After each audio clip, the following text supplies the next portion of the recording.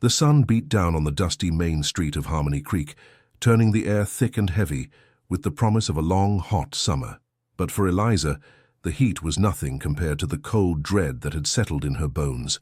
She stood on a wooden platform, the rough planks scraping against the worn fabric of her simple dress, her hands clasped so tightly they ached.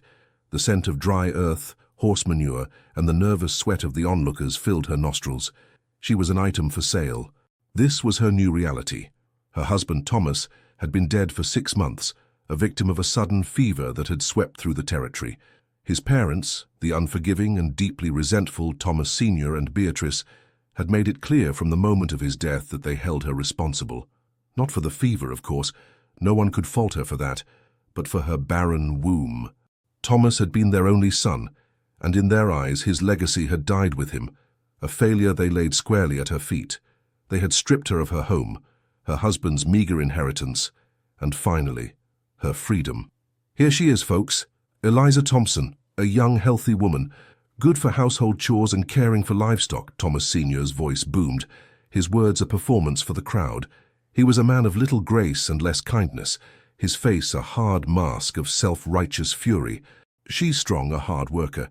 The only thing she failed at was providing an heir for our son. So we're selling her to the highest bidder to cover her keep. The crowd shifted, a murmur of judgment and pity passing through them like a cool breeze. Eliza kept her gaze fixed on the ground, a single tear tracing a path through the dust on her cheek. She could feel their stares, feel the weight of their silent judgment. She was a curiosity, a spectacle of human misery. A woman, a widow, sold by her in-laws for a crime she had no control over. The whispers were far more cutting than any shouted insults could be. Poor thing. Couldn't give him a child. What good is a wife like that? It's a disgrace. She knew it was a disgrace, but not hers.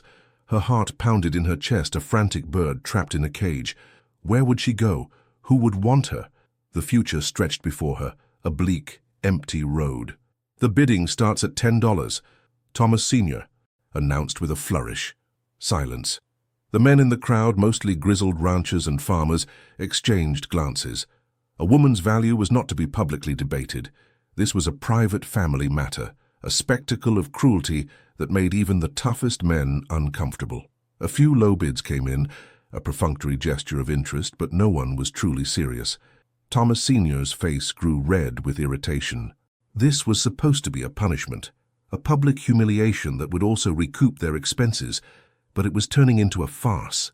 Just as the silence was about to swallow her whole, a voice, deep and resonant, cut through the air. $20. Eliza's head shot up. The voice belonged to a man on the edge of the crowd, a figure who had been standing separate from the others.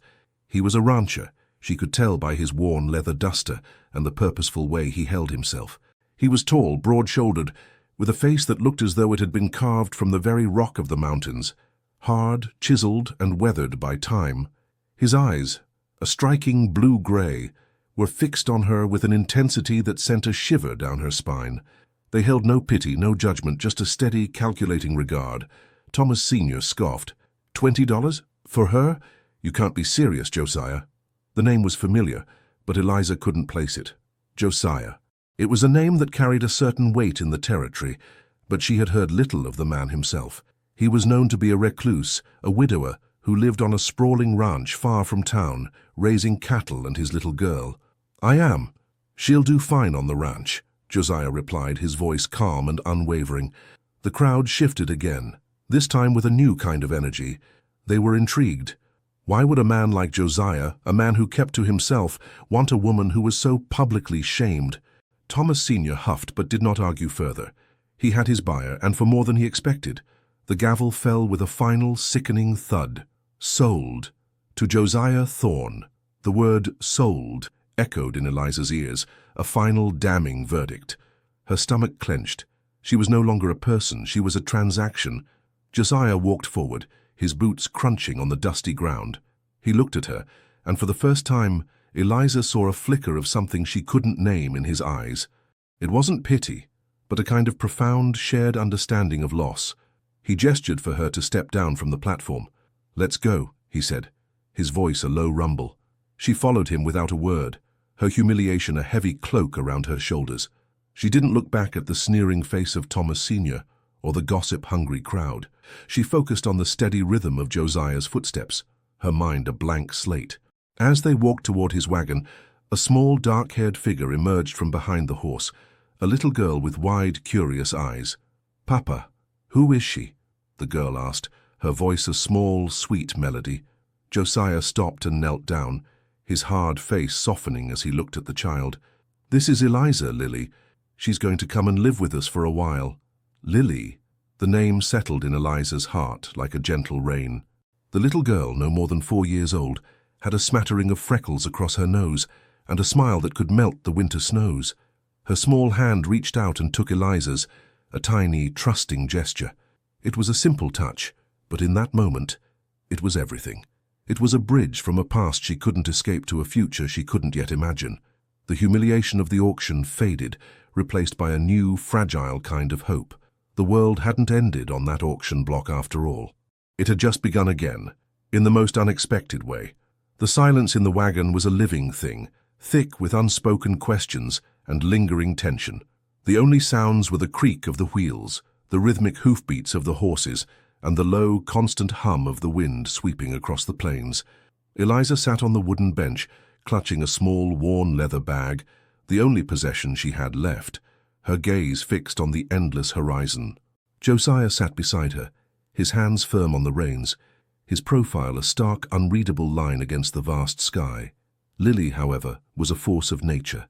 She sat between them, a small whirlwind of curiosity and chatter, her tiny hand still holding on to Eliza's. "Are you going to be my new mama?" she asked, her voice a sudden innocent bombshell. Eliza froze, her breath catching in her throat. The question was too direct, too painful.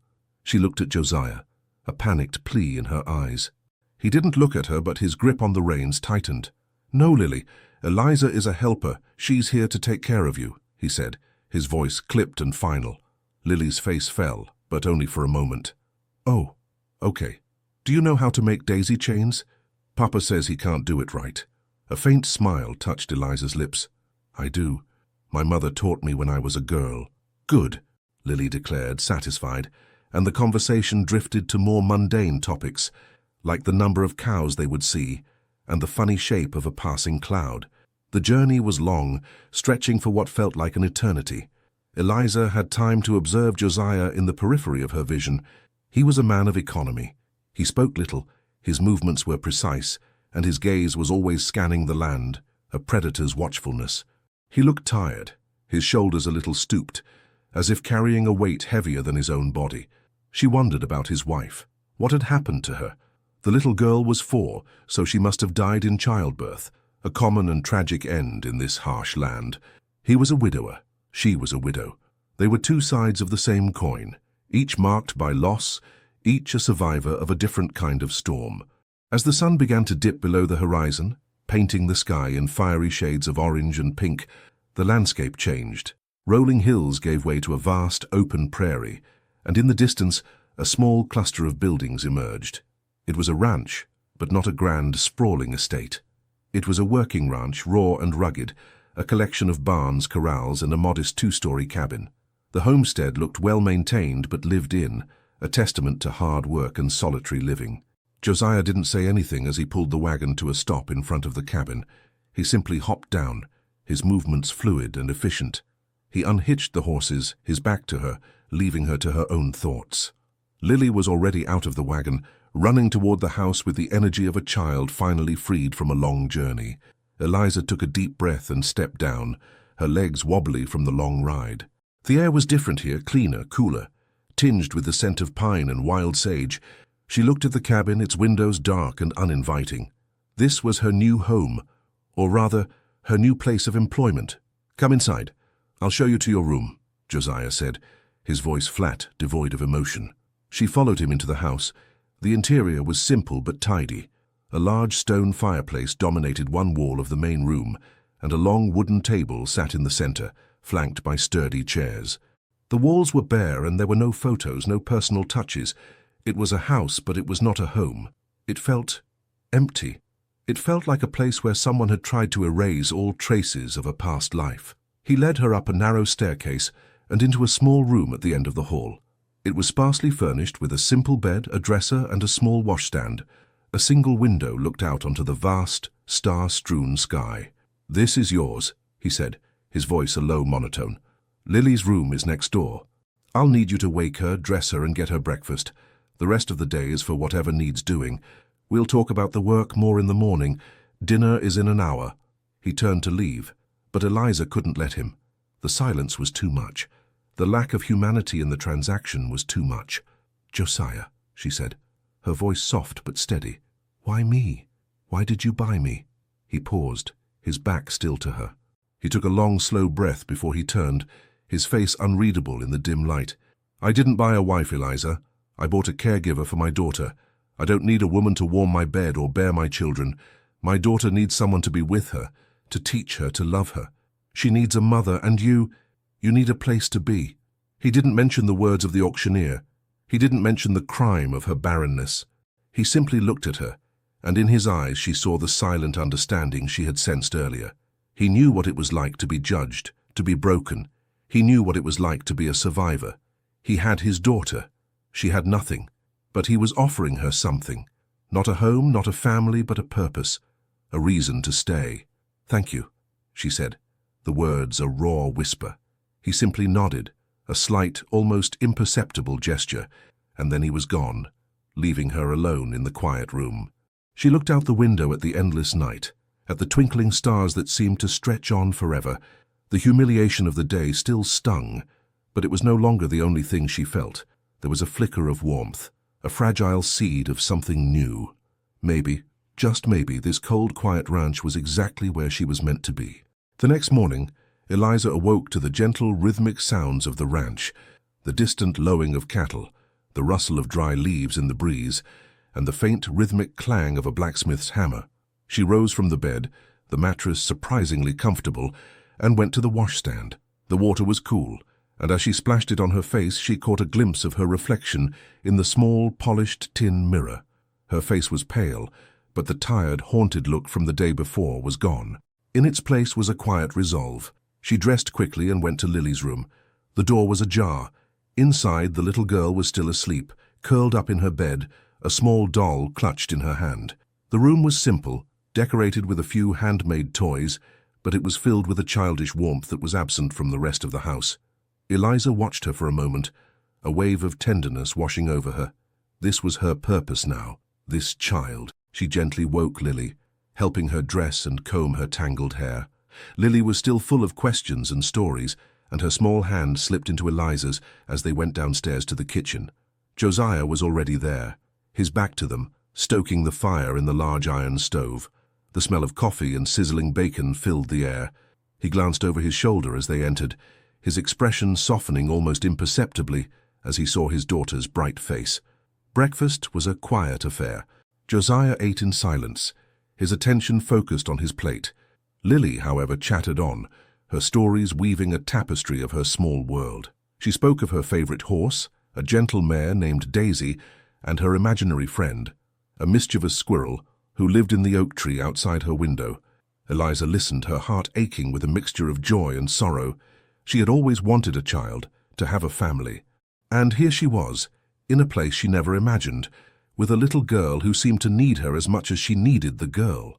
After breakfast, Josiah cleared his throat, his gaze settling on Eliza. "The days are long. I need you to do the household chores, tidy up, prepare the meals, and see to Lily. She needs to be taught her letters and numbers. She's a smart girl, but she's been without a teacher for too long." His words were direct, a list of duties.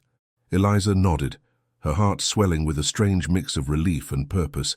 "Yes, Josiah, I understand. There's also a vegetable garden out back. It's a bit overgrown, but it has good soil. You're welcome to tend to it. It's a lot of work for one woman." "I'm not afraid of work," Eliza said, meeting his gaze. A flicker of something, was it respect, crossed his face. "I see that." He left soon after, disappearing into the dust-filled air of the ranch to tend to his cattle. The day fell into a rhythm. Eliza cleaned the small cabin, making the rooms feel more welcoming with small touches.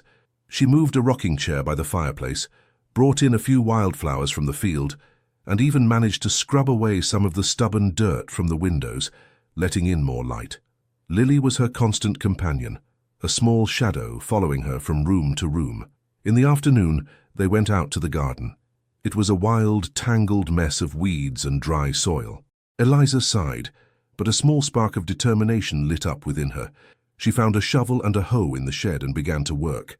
Lily, fascinated, sat on a nearby overturned bucket, watching her. "What are you doing?" she asked, her voice full of wonder. "I'm going to make this garden pretty again. We can plant some new things, tomatoes, corn, maybe some wildflowers to bring in the bees," Eliza explained, her hands already calloused from a lifetime of labor. "We can have a tea party here when you're done," Lily exclaimed, her eyes lighting up. "That's a wonderful idea, Lily," Eliza said, a genuine smile spreading across her face. As the sun began to set, casting long shadows across the fields, Josiah returned. He was tired, his clothes stained with dirt and sweat, but as he approached the house he stopped. He looked at the vegetable patch, at the neat rows of turned-up soil, and at the small clear patch where Eliza had already planted a few hopeful seeds. He saw Lily running toward him, her face alight with a joy he hadn't seen in a long time. Dinner that night was less silent than breakfast. Lily chattered about the garden and the promise of a tea party. Josiah listened, his gaze shifting between his daughter and the woman sitting across from him. He had hired a laborer, a housekeeper, but what he had brought home was something more. He had brought back a spark of life into a home that had been dead for 4 years. The house felt warmer, the air less heavy. As she put Lily to bed, tucking her in and kissing her forehead, Eliza felt a sense of belonging she hadn't felt in years. She had a purpose. She was needed. Downstairs, she found Josiah sitting in the main room, his face illuminated by the flickering firelight. "You did good work today," he said, his voice quiet. "Thank you," she replied, a blush rising on her cheeks. "The garden. It felt good to work the soil again. It's a lot for one person. Don't push yourself too hard." "I won't," she said, her voice soft. The silence returned, but this time it was different. It wasn't empty. It was comfortable. A space filled with two people who were slowly, tentatively, beginning to understand each other. He was a man of the land, she was a woman of the house, and in their separate yet connected tasks, they were creating something new, a partnership, a fragile, unexpected beginning. Weeks turned into a month, and a new routine settled over the ranch. Eliza's days were a gentle cycle of waking Lily, preparing meals, tending the garden, and teaching the little girl her letters. The house, once a stark and empty shell, was slowly filling with life. The scent of fresh-baked bread replaced the stale air, and the sound of Lily's laughter echoed in the halls, a melody that both Eliza and Josiah had almost forgotten. The town, however, was not as quick to forget. Every few weeks, Josiah would go into Harmony Creek for supplies. Eliza would stay behind, but the town's rumors had a way of riding the wind, reaching even the most isolated homesteads. The feed store owner, the blacksmith, and the general store clerk each had a version of the story of the rancher who bought a barren widow. One evening, Josiah returned from a trip, his face a grim mask. He didn't speak at dinner, his silence a heavy cloak. Lily, sensing his mood was unusually quiet. After she had gone to bed, Eliza approached him. "Is something wrong?" she asked, her voice soft. He sighed, running a hand through his hair. "It's nothing, just the town gossips. They have a lot to say about a man living with a woman he's not married to." Eliza's stomach clenched. She had expected this, but to hear it said aloud, to know that her public humiliation was still a source of conversation, was a fresh wound. "I'm sorry, Josiah. I know this is hard on you."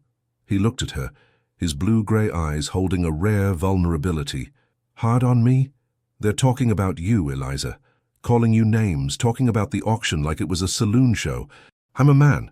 Their words are like water off a duck's back. But you don't deserve this." A wave of gratitude washed over her. He wasn't a man of many words, but his quiet defense of her meant more than any grand speech. "Thank you. But what can we do? We can't stop them." He was silent for a moment, his gaze fixed on the fire. "We can give them nothing to talk about. We can work and we can live. Let them talk. Their words can't hurt us if we don't let them." But their words did hurt. Eliza tried to ignore the whispers that reached her, the cold stares from townspeople who came to the ranch. A peddler who stopped by for a drink of water looked at her with a mix of disgust and pity. The wife of a neighboring rancher, who came to borrow some flour, looked at the neatness of the house with a grudging admiration, but her eyes held a silent question. What are you? A servant or a wife? The gossip also reached Lily. A few days later, Josiah returned from a trip to town with Lily, who had been with him. She was unusually withdrawn and quiet. When Eliza asked her what was wrong, the little girl's chin trembled. A boy in town called you a bad woman. He said you can't be my mama because you're a barren woman. What does that mean, Eliza? The words were like a physical blow. Eliza's heart ached for the little girl, for the innocence she had lost, and for the cruelty of the world. She sat down and held Lily close, rocking her gently. It means someone was being very unkind, Lily. It means they were wrong. It means that I can't have a baby of my own. But it doesn't mean I can't be a mama to a little girl who needs one. She felt a hand on her shoulder. It was Josiah. He had been standing in the doorway, listening. His face was a thundercloud, his jaw tight. He knelt down, his eyes on his daughter. Lily, he said, his voice low and firm. That boy and his father are fools. They don't know what they're talking about. You know, Eliza, you know she's kind and good. She's the best thing that's happened to this ranch. You don't listen to them, you hear me? Lily nodded, burying her face in Eliza's neck. Josiah's eyes met Eliza's over the top of Lily's head. There was a silent promise in their depths. He would protect them. He would fight for them. That night, Eliza couldn't sleep. She walked out onto the porch, the air cool and fresh. Josiah was sitting in the dark, a shotgun across his lap, his gaze fixed on the horizon. He was always on watch. "You're not asleep?" he asked, his voice quiet. "No. I keep thinking about what that boy said to Lily. He won't be saying it again. I had a word with his pa." Eliza was silent. She could picture it. Josiah's quiet fury, the other man's shame. He was a man of action, not words. "Thank you, Josiah." He grunted, a sound that was both a dismissal and a sign of acceptance. "She's a good girl, Eliza. She deserves a good life. Her mother would have wanted her to be happy." He finally mentioned his late wife. Eliza's heart softened. What was she like? He was silent for a long time. The night sounds filled the space between them, the hoot of an owl, the distant cry of a coyote. She was full of fire, full of life. She was beautiful, and she loved me. We were happy. Then she was gone. She died giving birth. The baby died, too. Eliza's hand instinctively went to her stomach, a phantom pain for a life that was never there. "I'm so sorry, Josiah. It's the way of things," he said, his voice flat. But the pain in his eyes was anything but. It was a deep, raw wound that had never truly healed. "That's why I didn't want another woman on the ranch. I didn't want to feel that again. To lose someone like that, it's too much." "But you chose to take a chance on me," she said, her voice a whisper. He looked at her, and the firelight caught the grim lines around his mouth. "I chose to give Lily a chance. And you deserve a chance too. No one deserves what they did to you." The quiet confession was more powerful than any grand romantic gesture. It was a recognition of their shared suffering, their mutual loneliness. They were two broken people, standing in the dark, watching the stars, and for the first time Eliza felt that perhaps, just perhaps, they could help each other heal. The unspoken bond between them solidified in the weeks that followed. It wasn't love, not in the way the romantic novels described it, but something deeper and more profound. It was a trust born of shared vulnerability and quiet respect. Eliza continued to transform the cabin, adding small personal touches that made it feel less like a dwelling and more like a home. She mended Josiah's worn shirts, patched his pants, and even started leaving a fresh slice of pie on the windowsill for him to find after a long day in the fields. One afternoon, Josiah found her in the vegetable garden, her hands covered in dirt, a tired but happy smile on her face. The garden, once a tangled mess, was now a neat grid of green sprouts and budding plants. "It's looking good, Eliza. You have a real talent for this. It's a way of making something grow where there was nothing," she said, without looking up. His gaze lingered on her bare arms, on the strands of hair that had escaped her braid. He had seen the way she worked, the way she cared for Lily, the way she had brought a gentleness back into his life that he had thought was gone forever. "I owe you a debt, Eliza. More than I can repay with a roof and food." "You don't owe me anything, Josiah," she said, finally meeting his eyes. "You gave me a chance when no one else would. You gave me a home. You gave me Lily. That's worth more than anything." His eyes softened, and for a moment, the chasm between them seemed to shrink. He reached out, his hand hovering for a second before he gently brushed a strand of hair from her cheek. The touch was brief, fleeting, but it sent a shockwave through Eliza. It was the first time he had touched her, not as a transaction, but as a person. The small moment was broken by the sound of Lily's laughter. She came running from the cabin, her small hands holding a worn book. "Eliza, can we read this one? Papa said we could." "Of course, sweetheart," Eliza said, her heart still thrumming from Josiah's touch. As they sat on the porch, reading a story about a mischievous bear, Josiah watched them from a distance, a new kind of warmth spreading through his chest. He saw the way Lily nestled against Eliza, the way Eliza's eyes shone with a maternal love that was so clear, so pure.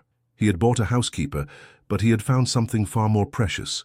He had found a family.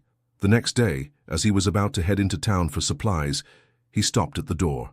"Eliza, I want to talk to you about something." She looked up from the dough she was kneading, flour dusting her hands and face. "Yes, Josiah? The gossip in town. It's not going away. It's unfair to you, and it's a danger to Lily. People will always see you as a servant, and they'll treat you that way. They'll look at Lily and see her with a hired hand." Eliza's heart sank.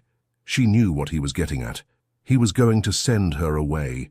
She had known this fragile peace couldn't last. "I understand, Josiah. If you think it's for the best, I will find a way to go." He looked at her, his face a mix of frustration and regret. "No, that's not what I'm saying. I want you to stay, but not like this, not as a hired hand." He took a deep breath, the words seeming to catch in his throat.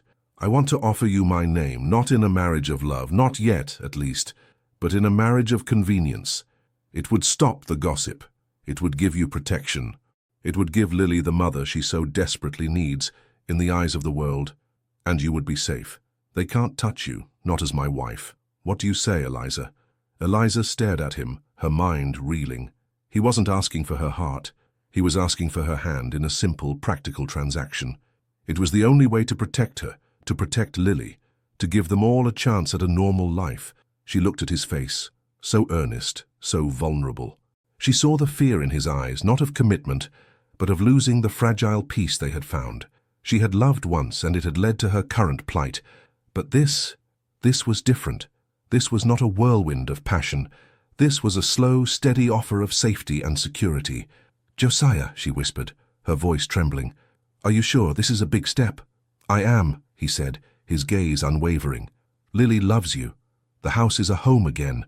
I can't go back to the way things were. Not now." She looked at the dough in her hands, at the flour on her fingers. She thought of her past, of the cold, barren house she had been cast out of. She thought of Lily's small, trusting hand in hers. And she looked at the man before her, a man of quiet strength, a man who had rescued her from a life of shame and offered her a future she never thought possible. "Yes, Josiah," she said, her voice full of emotion. "Yes, I will marry you." He didn't smile, but a shadow seemed to lift from his face. "Good," he said, his voice a low, firm rumble. "We'll go into town and get the papers signed. We'll tell them it was a mutual decision, a new beginning, for all of us." As he walked away, a sense of calm settled over her. It wasn't a fairy tale ending, but it was a beginning, a new chapter in a story that had been written by sorrow and loss. She was not a wife out of love. She was a wife out of necessity, a caregiver out of a contract. But as she returned to her work, a small, hopeful smile played on her lips. Maybe, just maybe, this marriage of convenience could one day become something more. The trip to town was a world away from her previous, humiliating journey. This time she sat in the wagon with a different kind of purpose. She wore her best dress, a simple calico that had survived the auction, and her posture was straight, her head held high. Josiah was silent, his focus on the road, but the silence between them was no longer awkward. It was one of shared purpose, a quiet understanding of the momentous step they were about to take. When they arrived in Harmony Creek, the familiar murmurs started again, but this time they were different. Instead of pity, there was confusion. Instead of gossip, there was bewilderment. They were still a spectacle, but now they were a mystery. They went directly to the justice of the peace, a kind elderly man named Mr. Abernathy, who had known Josiah for years. He looked at them with a mixture of surprise and genuine warmth. "Josiah, I was just about to send a message out to your ranch. I heard you needed some papers for a new herd." "That's not what we're here for, Mr. Abernathy," Josiah said, his voice flat. "Eliza and I are here to get married." The words hung in the air. A shocking declaration. Mr. Abernathy's eyes widened, and he looked from Josiah to Eliza, a genuine smile spreading across his face. "Well, I'll be. I knew you two were a good fit. Knew it from the moment I heard about you taking her in." Eliza blushed, but she didn't correct him. She looked at Josiah, and he gave her a slight, almost imperceptible nod. He had made his choice. This was the narrative they would present to the world. A mutual decision. A blossoming love story. The ceremony was brief. A few simple words and a signature. There were no witnesses, no grand celebration. The exchange of vows was a practical matter, not a poetic one. Josiah placed a simple gold ring on her finger, a band that was surprisingly warm and comforting. As he did, his gaze met hers, and in his eyes she saw the quiet promise of protection, of security. "You are now husband and wife," Mr. Abernathy announced with a flourish. "Congratulations, my dears." They left the office, the small piece of paper in Josiah's pocket a shield against the world. As they walked to the general store, the whispers were different. They got married. "Well, I'll be. I guess the rumors were wrong. What do you know? A happy ending after all." Eliza felt a sense of immense relief. The constant, gnawing humiliation was gone, replaced by a new, more acceptable status. She was Josiah's wife. She was no longer a barren widow. She was Mrs. Thorne. The name felt strange on her tongue, yet it was also a shield.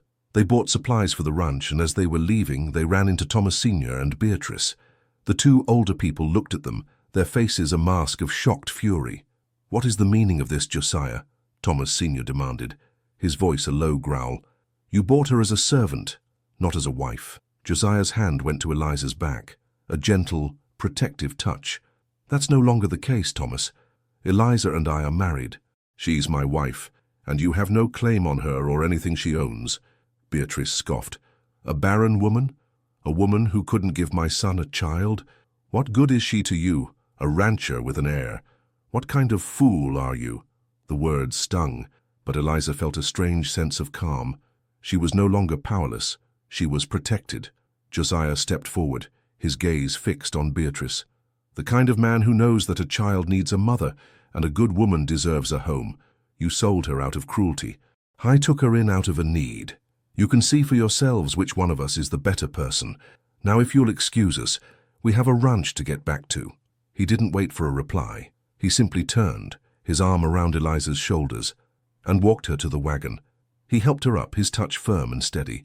As they rode away, Eliza looked back and saw Thomas Sr. and Beatrice standing in the middle of the street, their faces white with rage. Their power over her was gone. It had been replaced by a quiet, protective force she never expected to find. The journey back was filled with a new kind of silence. It was a silence filled with a sense of triumph and a quiet gratitude. "Thank you, Josiah," she said, her voice a whisper. "You didn't have to do that." "Yes, I did," he replied, his eyes on the road. "A man protects what is his. You're my wife now, Eliza. No one gets to talk about you like that. Not anymore." His words were not a declaration of love, but a declaration of ownership, of a protective instinct she had never known. She was no longer a widow sold. She was a wife protected. And in the vast open land, as the sun began to set, she felt a sense of peace she hadn't felt in a very long time. The marriage changed everything, and yet nothing at all. The rhythm of their lives remained the same. Eliza woke early to prepare breakfast. Josiah worked the ranch from dawn until dusk, and Lily was the joyful center of their small world. But the unspoken tension, the awkwardness that had existed between them, began to dissipate. It was replaced by a slow, steady comfort. Now at dinner, Josiah no longer ate in silence. He would ask about her day, about the garden, about Lily's progress with her letters.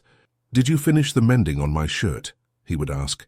Or, "Did Lily enjoy the story you were reading?" The questions were small, but they were a bridge, a way of connecting that they hadn't had before. Eliza, in turn, began to understand him better. She saw the quiet dedication he had for his land and his livestock. She saw the way his face softened every time he looked at Lily. She saw the exhaustion in his eyes after a long day and the way he would sit by the fire, simply listening to the sounds of the night. He was a man of the earth, solid and dependable, a man who built his life with his own 2 hands. One evening, after Lily had gone to bed, Eliza found Josiah sitting on the porch, staring at the stars. "The night air is cool," she said, wrapping a shawl around her shoulders. "It is," he replied, not looking at her. "Brings a good kind of quiet." She sat on the step below him, and they sat in silence for a while, just listening. "It's different now, isn't it?" she asked. He knew what she meant. "The town? The way they look at us? That and this us, everything." He finally turned to look at her, his face a mixture of contemplation and a hint of a smile. "I'm not used to it. Having someone here. Having someone to talk to eat with, to be with. It's strange." "Strange in a bad way?" she asked, her heart a little tight. "No," he said, and the word was firm. "Strange in a good way. The house feels full." Her heart swelled with a quiet happiness. He was a man who chose his words carefully, and a compliment from him was a rare and precious thing. "I feel the same." The silence was so loud for a long time. He nodded, a silent acknowledgement of their shared pasts. It was. It was too loud. "I didn't realize how loud it was until you came. You and Lily you've changed things. For the better." A new kind of emotion, a hesitant and fragile thing, began to grow between them. It was not a grand, sweeping love. It was a quiet, domestic affection, a respect that was born of shared responsibility and a growing intimacy. They were 2 people, bound by a piece of paper, but growing together in the quiet space of their shared lives. One day, while Josiah was mending a fence, he was kicked by a skittish horse. He came back to the cabin, his leg bruised and swollen. Eliza saw the pain in his eyes, a silent endurance she recognized as his way of dealing with suffering. She immediately took charge, her movements quick and efficient. She fetched a bucket of warm water, cleaned the wound, and wrapped it in a clean cloth. "You should rest," she said, her voice firm. "You can't work on that leg." He grumbled, a protest in his eyes, but he didn't argue. He sat by the fire, and for the first time Eliza saw him in a new light. He was not just the strong, silent rancher. He was a man, vulnerable and in need of care. For the next few days she cared for him, bringing him food and fresh water, changing the bandages on his leg. She saw the subtle changes in his expression, the way his jaw would relax when she was near, the way he would watch her with a quiet intensity. He saw her not just as a caregiver, but as a person, a woman who was capable and kind. One afternoon, as she was helping him change his bandage, his hand gently clasped her wrist. His touch was warm and firm. "Eliza," he said, his voice a low rumble. "You have a good heart. I didn't know how much I needed that." She looked at him, and for a moment the chasm of their pasts seemed to disappear. They were just 2 people, a man and a woman, standing in the quiet of their home. A home that was, for the first time, truly theirs. The marriage had been one of convenience, a simple contract. But a new emotion, a tentative and fragile thing, was beginning to grow in the heart of the ranch. It was a feeling that was rooted in respect, watered by kindness, and nourished by a quiet, shared understanding. It was a feeling of belonging. The peace was fragile, a delicate tapestry woven from shared moments and quiet trust. It was a peace that Eliza had learned to cherish, a peace she knew could be broken at any moment, and one afternoon it was. She was in the garden with Lily, teaching her how to tell a weed from a young sprout, when she saw a rider approaching. It was Thomas Sr. His presence on their land was an immediate violation, a sharp, unwelcome memory of a past she had tried to bury. He rode up to the fence, his face a thunderous scowl. "Eliza!" he bellowed, his voice coarse and angry. "I need to talk to you." Eliza's hand instinctively went to Lily's shoulder, pulling her closer. "What do you want, Thomas?" she asked, her voice steady, despite the trembling in her hands. "I've come to take what's mine," he snarled, dismounting his horse. "You stole from us, you deceitful little wretch. You ran off and married that fool rancher, but you still owe us a debt of honor and a debt of money." Eliza's heart pounded. She hadn't stolen anything. Her in-laws had stripped her of everything. The money she had received from the sale of her small family heirlooms had been given to them to pay for her husband's funeral. "I don't owe you anything, Thomas. I'm married now. I have a new life." New life, he scoffed, advancing towards her. You're still the same useless barren woman you always were. You're just a servant with a new name. I want the money for your keep, and I want the family heirlooms you were so quick to sell. He was just a few feet away, his face contorted in a sneer. Lily, sensing the danger, buried her face in Eliza's skirt, her small body trembling. Eliza held her close, her gaze fixed on the man who had tormented her. Get off my property, Thomas. I have nothing for you. This is my home and you are not welcome here. Your home? He laughed, a bitter, grating sound. This isn't your home. It's his. And when he's not around, you're just a...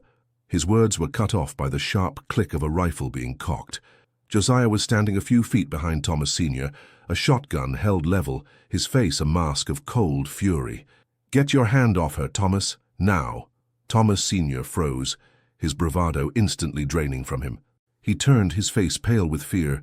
Josiah, this is family business. It has nothing to do with you. She's my wife, Josiah said, his voice a low, dangerous growl. And this is my land, so that makes it my business. You have exactly 10 seconds to get on that horse and ride out of here, or I will put you in the ground myself. You wouldn't, Thomas Sr. said, but the waver in his voice betrayed his fear. Try me, Josiah said, his eyes as cold and unforgiving as a winter sky. Thomas Sr. looked at the shotgun, at the unwavering gaze of the man who held it, and at the woman he had sold and now protected. He knew he was outmatched. With a final, venomous glare at Eliza, he turned and scrambled onto his horse, riding off in a cloud of dust. When he was gone, Josiah lowered the shotgun. He walked to Eliza, his face still tight with anger, and knelt down.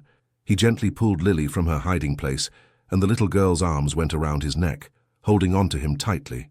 It's okay, sweetheart, he said, his voice a soft rumble. He's gone now. He won't be back. He then looked at Eliza, his eyes full of concern. Are you all right? Did he hurt you? I'm fine, she said, her voice a little shaky. Thank you, Josiah. You saved me. He looked at her, and the anger on his face was replaced by a profound tenderness.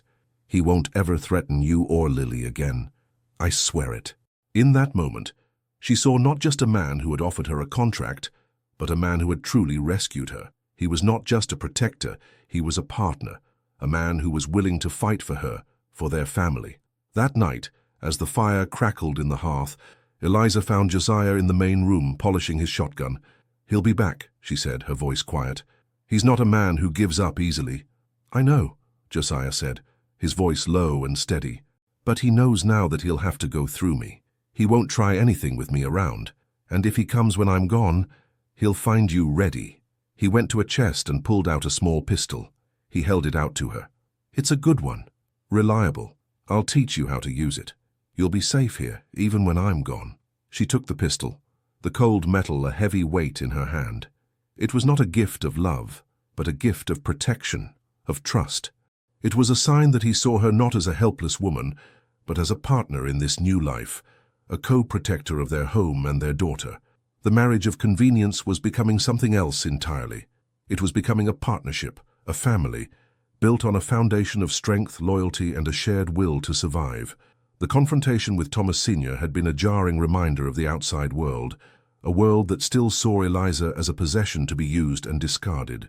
But it had also served to strengthen the fragile bond between her and Josiah. The shared danger, the quiet understanding of their mutual defense, had brought them closer. The days that followed were filled with a new kind of intimacy. Josiah took time out of his busy schedule to teach Eliza how to shoot the pistol. She was a quick study, her hand steady, her aim true. He saw the fire and determination in her eyes, a strength he had only glimpsed before. One evening after the shooting practice, they sat on the porch, the air filled with the scent of gunpowder and the sweet fragrance of night-blooming jasmine. You're a natural, he said, a note of admiration in his voice. I've learned to be, she said, her voice quiet.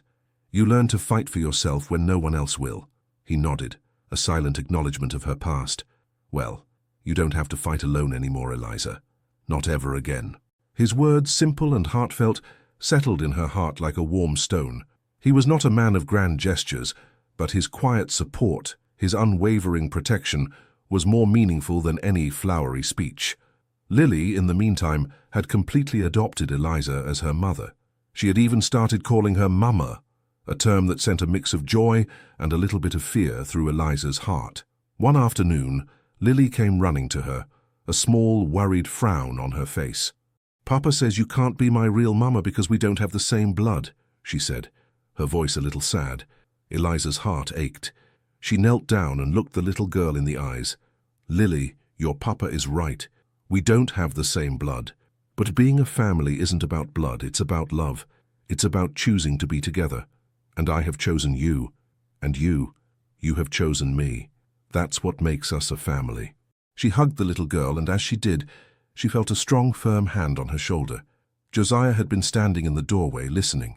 His gaze met hers, and in his eyes she saw a silent appreciation, a profound gratitude. He had hired a woman to be a caregiver, but she had become a mother. She had given his daughter a sense of security and a love that he couldn't provide alone. That night, after Lily was asleep, Eliza went out to the porch. Josiah was already there, a pensive look on his face. "Lily told me what you said to her," he said. "It's the truth, Josiah. She needs to know that we're a family, not just a temporary arrangement." "I know," he said, his voice soft. "And you're right. She's so much happier now. You are her mama, and I'm grateful for that." Eliza felt a blush rise on her cheeks. "I love her, Josiah.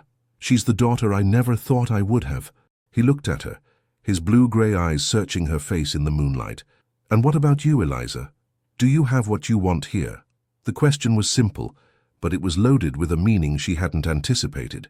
It was an invitation, a quiet offering of something more. The marriage had been a transaction, a contract of convenience, but his question, his gaze, was asking for something more. It was asking for her heart.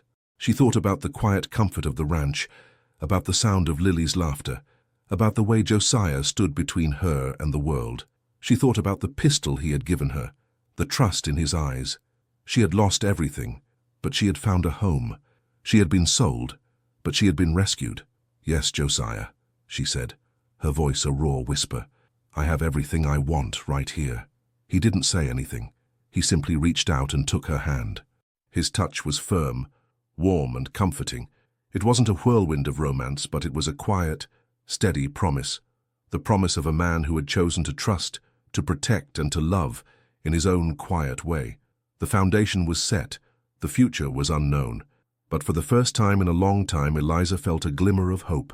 A hope that this new life, this family of strangers, could become something real, something lasting, something more. The dry heat of summer gave way to the sharp winds of autumn, and with it came the storms. For days the sky was a bruised and swollen grey, and the rain fell in a relentless, punishing torrent. The ranch, once a place of quiet industry, became a small, isolated island in a sea of mud and driving rain. It was during this time, confined to the small cabin, that the fragile peace between Eliza and Josiah was tested and deepened. One evening, as the wind howled outside, rattling the windows and moaning down the chimney, Lily was restless. The storm unnerved her, and she clung to Eliza's side, her small hand clutching the fabric of her dress. Eliza, with a quiet calm she had learned from a life of enduring, lit more candles and started a small fire in the hearth. The flickering light danced on the walls, creating a warm, cozy glow in the midst of the external chaos. Josiah came in from the barn, his duster dripping wet, his face grim. "The roof on the barn is holding, but the corrals are getting slick with mud. I'll need to check the fences in the morning, the water's rising fast." He spoke with the familiar economy of a man accustomed to hard work and even harder conditions. But as his gaze fell on Eliza and Lily, a small, almost imperceptible softening came over his features. Eliza helped him out of his duster and handed him a dry towel.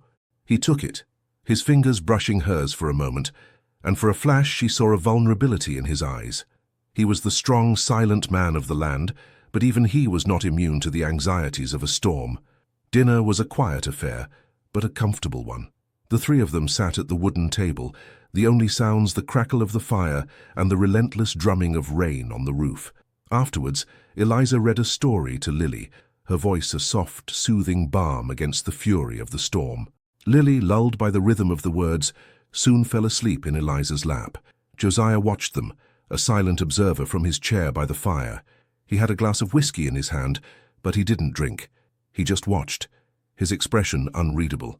When Eliza gently carried Lily to her bed, he went to the window, his back to her, and stared out at the dark, churning world. "It's a bad one," she said, her voice a whisper. "It is," he replied, without turning around. "Reminds me of a few others. The one that took the livestock, the one that took the roof off the main house, the one that brought the fever." The words hung in the air, a phantom of their shared pasts. The storm had brought with it the memories of other storms, of other losses. Eliza's heart went out to him. She knew what it was like to be haunted by a past she couldn't change. She walked to him, her movements slow and deliberate, and stood beside him, looking out at the same bleak landscape. "I'm here, Josiah," she said, her voice low and steady. "We're here. We're safe." He didn't turn to her, but he reached out and his hand found hers. His fingers interlaced with hers, a simple gesture of connection and shared comfort. It was the first time he had initiated a physical touch. His hand was rough, calloused from years of hard work, but his grip was surprisingly gentle. It was a silent acknowledgement of their partnership, their shared vulnerability, and their growing connection. "Thank you, Eliza," he said, his voice a low rumble, "for being here, for making this a home." The words were more powerful than any grand declaration of love.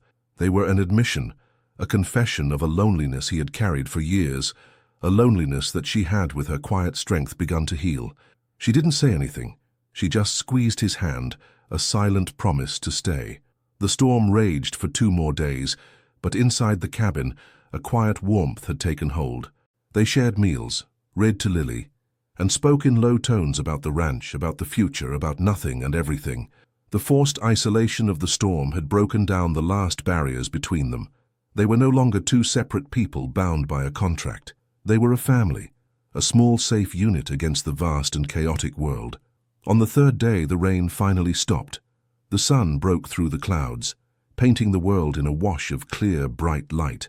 The world outside was a muddy, damaged mess, but inside the air was clean and fresh. As Josiah prepared to go out to survey the damage, he stopped at the door. He looked at Eliza, at her kind eyes, at the small, genuine smile on her lips, and a new kind of light entered his own. It was a light of hope, of possibility, a light he hadn't seen in a very long time.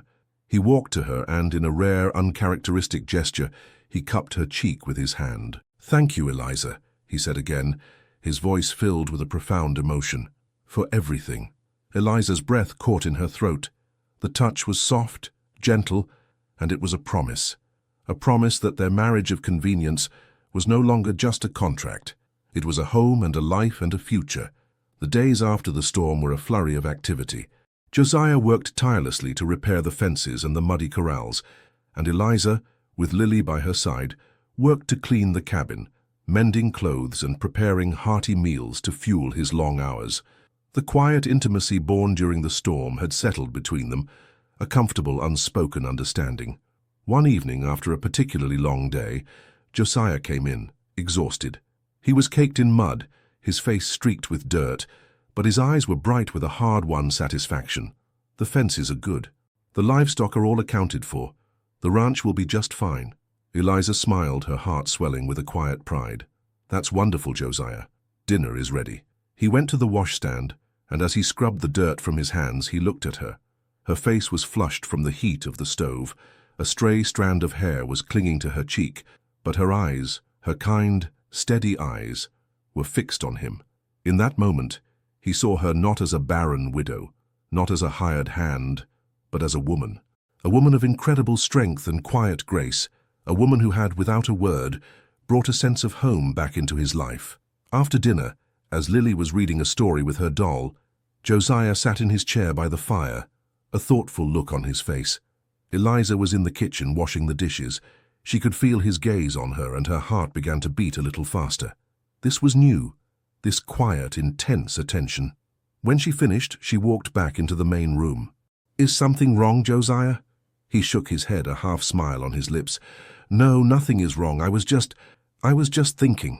He rose from his chair and walked to her, his movements slow and deliberate. He stopped in front of her, the firelight flickering on his face. He reached out and gently took her hand, his thumb stroking the back of her fingers. "Eliza, this marriage, it was a business arrangement, a way to stop the gossip. to protect you, to give Lily a mother. He paused, and the words seemed to catch in his throat. But it's become more. You've become more to me than a wife of convenience. You've become my partner, my friend, my family. Eliza's heart was pounding so hard she was sure he could hear it. She had felt the same. The quiet affection, the growing respect, the undeniable feeling of belonging. She had always thought of love as a sudden, overwhelming force. But this was different. This was a slow, steady burn, a warmth that had grown in the quiet spaces between them. He reached up, his hand cupping her cheek, his thumb gently stroking her skin. His gaze was intense, and his eyes, those beautiful blue-gray eyes, were filled with a profound emotion she couldn't name. "I don't want to be alone anymore, Eliza." "You're not alone," she whispered, her voice a little shaky. "You haven't been for a long time." He leaned in, and his lips met hers. The kiss was not a sudden, passionate one, but a slow, hesitant, and incredibly tender one. It was a kiss of gratitude, of respect, of a deep and abiding affection. It was a kiss that spoke of a shared past and a hopeful future. It was a kiss that said, "I see you, I value you, I need you." Eliza's hands went to his chest, her fingers clutching the worn fabric of his shirt. She kissed him back, a quiet, joyful affirmation of all the unspoken feelings that had been growing between them. The kiss deepened, a silent conversation, a culmination of months of quiet moments and shared hardships.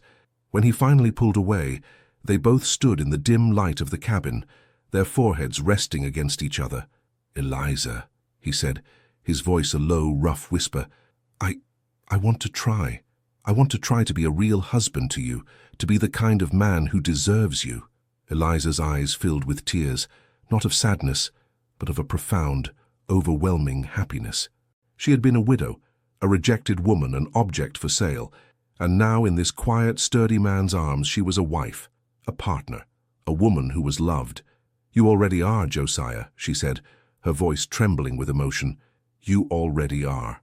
He kissed her again, a deeper, more confident kiss, and in the quiet of the night, with the fire crackling in the hearth and the world outside a distant memory, Eliza knew that her journey had led her not to a life of servitude, but to a life of love. A love that was forged not in the fire of passion, but in the slow, steady warmth of a shared life. The first kiss changed everything and nothing all at once. The next morning the sun rose as it always did, the chickens still clucked and the cattle still lowed. The routine of the ranch was the same, but the air between them was different. There was a new, unspoken intimacy, a shy warmth that flickered in their shared glances and in the way their hands would brush as they passed in the kitchen. Josiah was more open, his silence no longer a wall but a comfortable presence. He began to talk about his past, about his late wife, Clara, not with the raw, gut-wrenching grief of a man still mourning, but with the quiet affection of a man remembering. He spoke of her with reverence, of her laughter, her love for horses, and her fiery spirit. He told Eliza about the pain of losing her, of the emptiness that had consumed him, and of the fear of ever feeling that way again. Eliza listened, her heart aching with a shared empathy. She spoke of her own past, of her marriage to Thomas, of his kindness, and the quiet despair that had consumed them both when they realized they couldn't have children. She spoke of the rejection from his parents, of the public humiliation, and of the quiet hope that had stirred in her heart when Josiah had rescued her. The quiet conversations were a bridge, a way of understanding the scars and the sorrows that had shaped them. They were no longer strangers living under the same roof. They were two people, broken by their pasts, who were slowly, tentatively, beginning to heal each other. One afternoon, as they were mending a fence together, their hands working in tandem, Josiah paused. He looked at her, a thoughtful expression on his face. "You're a strong woman, Eliza. Stronger than I thought." "I had to be," she said with a shrug. "There was no other choice." "There's always a choice," he said, his voice low. "You could have withered. You could have given up, but you didn't. You fought. You made a life for yourself here. You made a home." She looked at him, and her eyes filled with emotion. "I couldn't have done it without you, Josiah. You gave me the chance." He didn't say anything, but he reached out and his hand gently cupped the back of her neck. He pulled her close, and his kiss was full of a quiet, profound respect. It was a kiss that said, "I see your strength, and I admire it. I see your resilience, and I am grateful for it. The physical intimacy between them was a slow, careful dance. There were no expectations, no grand passions. It was a series of small, tender gestures. A hand on her arm, a gentle squeeze of her shoulder, a kiss on the forehead before he left for the day. It was a love that was growing in the quiet spaces, a love that was more solid and more real than any she had ever known. One evening, as they were putting Lily to bed, the little girl looked from Eliza to Josiah, a thoughtful frown on her face. "You're not sad anymore, Papa," she said, her voice a small, innocent observation. "You're happy now." Josiah's gaze met Eliza's, and a genuine, full-lipped smile spread across his face. It was a rare smile, one that reached his eyes and made them crinkle at the corners. "You're right, Lily," he said, his voice a little thick with emotion. I am very happy." That night, as they sat by the fire, the silence was no longer empty. It was filled with a sense of contentment, of peace. The man who had once been a recluse, the woman who had been an outcast, and the little girl who had been without a mother were now a family built not on blood but on a shared journey of loss, healing, and a quiet, profound love. The paper marriage was just a memory. The real marriage, the one of the heart, had finally begun. Just as Eliza and Josiah were settling into their new, comfortable rhythm, the past came knocking again. This time it wasn't Thomas Sr., but a figure from Eliza's life before she was sold, her younger sister, Clara.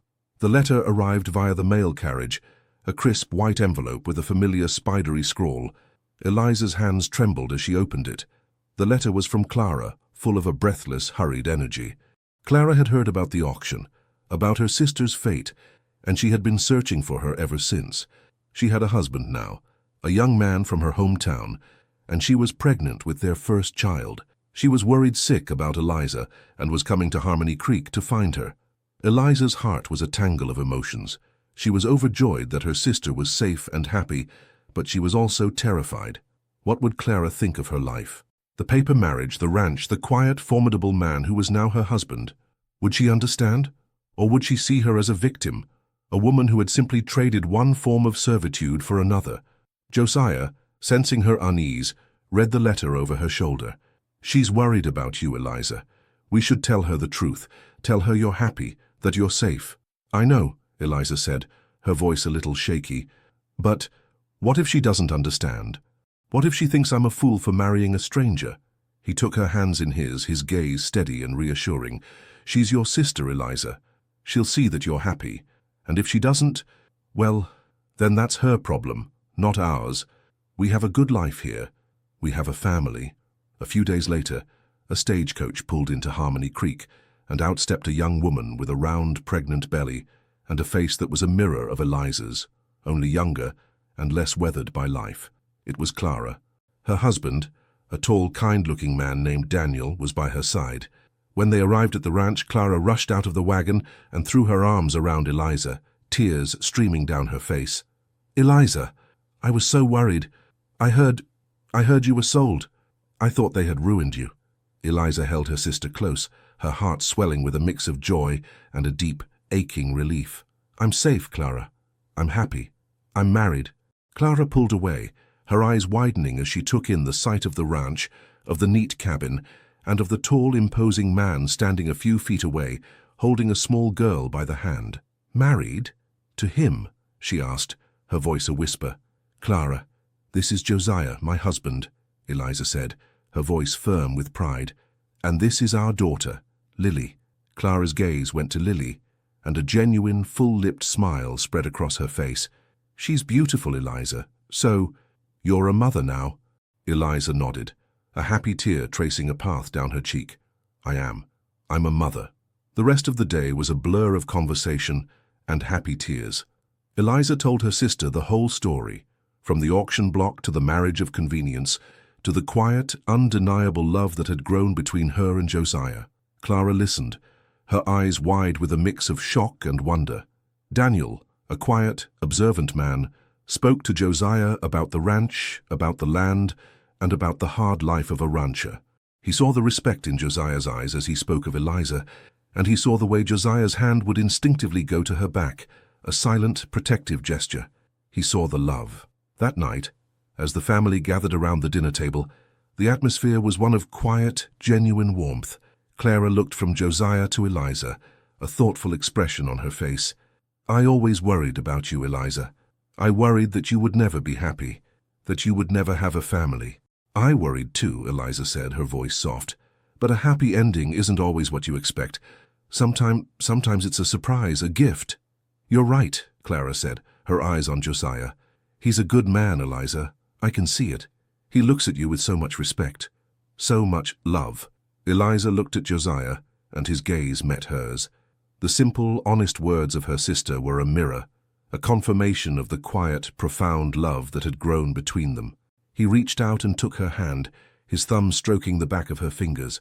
His touch was a silent promise, a confirmation of the life they had built together. The past had come to visit, but it had found not a victim, but a survivor, not a captive, but a woman who was free, truly free, for the first time in her life. The visit from Clara and Daniel had been a joyful interlude, a brief glimpse into the life Eliza had left behind. But their departure brought with it a renewed sense of their own isolated reality.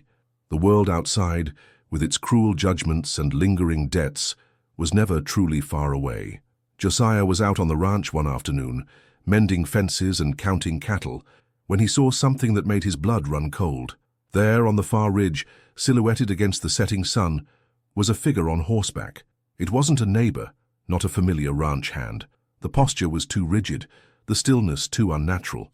It was Thomas Sr. He was watching the ranch, watching their home. A cold, familiar dread settled in Josiah's stomach. The man hadn't given up. He was a predator, a scavenger, and he was circling their home, waiting for an opportunity. Josiah rode back to the cabin, his heart pounding a frantic rhythm against his ribs. He had to be careful. He couldn't let his anger get the better of him. Thomas Sr. was looking for a fight, a reason to bring the law into it, a way to reclaim the money he felt he was owed. He walked into the cabin, his face a grim mask. Eliza, seeing his expression, immediately knew something was wrong. "What is it, Josiah? What's happened?" "Thomas Sr., he was out on the ridge, watching the ranch." Eliza's face paled, and she clutched the dish towel she was holding. "Watching? What does he want?" "He wants to find a way in. He wants to make trouble. He's not a man who accepts defeat. He's looking for a way to get back at you, at me, at us." The knowledge that they were being watched was a cold, constant threat. Josiah took every precaution. He taught Eliza to use the rifle, not just the pistol, and he made sure the cabin was always locked. He kept a loaded shotgun by the door, and he never went to town without being on his guard. The peaceful rhythm of their lives was gone, replaced by a constant, low-grade anxiety. One day, while Josiah was gone, a man on horseback rode up to the cabin. He was a stranger, a traveling merchant, or so he claimed. He had a friendly smile and a warm, easy-going demeanor. "Ma'am," he said, tipping his hat, "I'm sorry to bother you, but my horse is lame. I was wondering if you had any water, and if your husband might have a spare horseshoe." Eliza, ever the kind and welcoming woman, offered him a drink of water. But something about the man's eyes, a calculating glint that was a little too sharp, made her wary. He glanced at the pistol she wore on her hip, and a slow, knowing smile spread across his face. "A pretty little thing you got there, ma'am. You know how to use it?" "I do," she said, her voice firm, "and my husband will be home soon. He's a good shot. He doesn't like strangers on his land." The man's smile didn't reach his eyes. "I'm sure he doesn't. You two are quite the talk of the town. The man who bought a wife and the woman who got a second chance. It's a real heartwarming story." The words were a subtle jab, a reminder of her past, of her vulnerability. He wasn't there for a drink of water. He was there to scout, to get information, to find a weakness. "If you'll excuse me, I need to get back to my chores," Eliza said, her voice cold. "I have nothing for you, and if you don't leave, I will be forced to ask you to do so at gunpoint." The man's face tightened, and he tipped his hat again, but his eyes were filled with a cold, triumphant malice. "No need, ma'am. I'll be going. Just tell Josiah Thorne that I came to pay my respects. I'll be back to see him soon." He rode off, and Eliza's heart pounded in her chest. He was not a merchant. He was a hired hand, a man sent by Thomas Sr. to test their defenses, to see if they were vulnerable. The peace they had found was a lie. They were in danger. When Josiah came back, she told him everything. He listened, his face a thundercloud, his jaw tight. He's not a fool. He knows I'm not afraid to fight. He's going to try to hit us where he thinks we're weakest, at our property, at our reputation, at you, at Lily. Eliza felt a wave of fear wash over her. They had come so far, built so much, but it was all still so fragile. The house, the family, the love, it was all under threat. They had escaped one kind of captivity, only to find themselves in a new kind of battle. A battle for their home, their lives, and their freedom. The threat was not an idle one.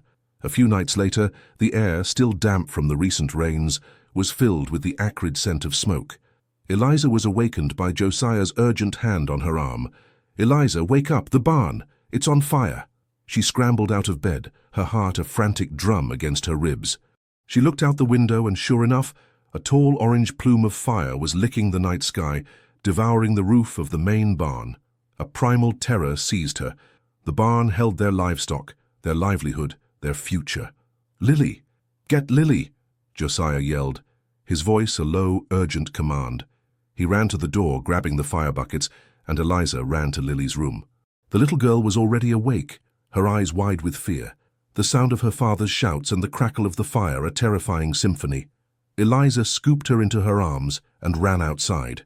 The heat from the fire was intense, a living, breathing thing that radiated a furious energy.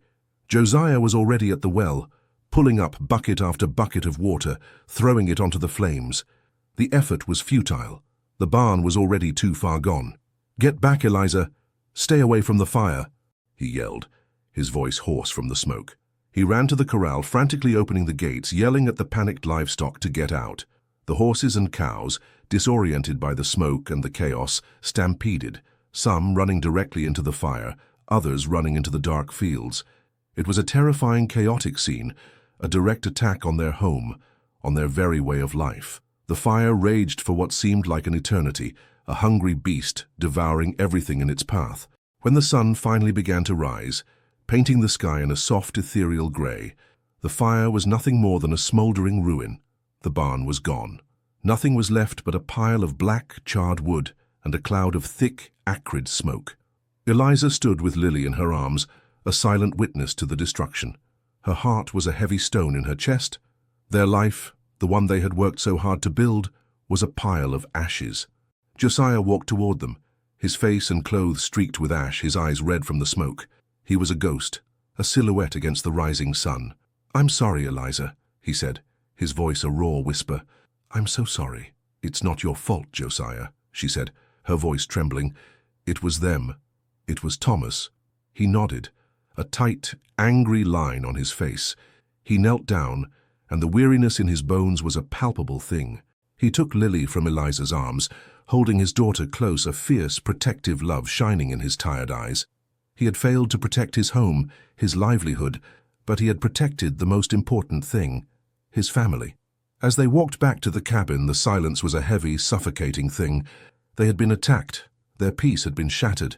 They were no longer just a couple trying to make a life together. They were a family under siege. The next day, as Josiah was sifting through the remains of the barn, his face grim and determined, Eliza went into town for supplies. The news of the fire had spread like a wildfire, and the town was abuzz with speculation. Some people looked at her with pity, others with a cold, knowing satisfaction. She ran into Thomas Sr., his face a mask of feigned sympathy. "Oh, what a shame, Eliza. To lose your barn like that, such a shame. You know, these things happen. People who make enemies, well, they have to pay for it somehow." Eliza's hands clenched into fists, but she held her tongue. She wouldn't give him the satisfaction. She had a home, a family, and a man who was willing to fight for her. She was not a victim. She was a survivor. "You can tell your hired hands that their work was a waste of time, Thomas. You can burn our barn to the ground, but you can't burn away our lives. We'll rebuild, and next time, we'll be ready for you." She walked away, her head held high, a cold, hard determination in her heart. She was no longer the frightened widow who had been sold at auction. She was a wife, a mother, and a fighter. She was a thorn, and she would not be defeated. The fire had been meant to break them, to send them running, but it had done the opposite. It had forged them, united them, and given them a new, fierce resolve. The battle was not over. It had just begun. The days that followed the fire were filled with a grim, exhausting kind of work. Josiah, with a quiet fury that was more terrifying than any loud rage, began the slow, arduous process of rebuilding. He spent his days in the charred remains of the barn, sifting through the ashes, salvaging what he could. His face was streaked with soot, his hands raw and blistered, but he never complained. He was a man of the earth, and he would not be defeated by it, or by the people who sought to destroy his way of life. Eliza, in turn, became his anchor. She worked tirelessly, preparing his meals, mending his torn clothes, and making sure he was rested and fed.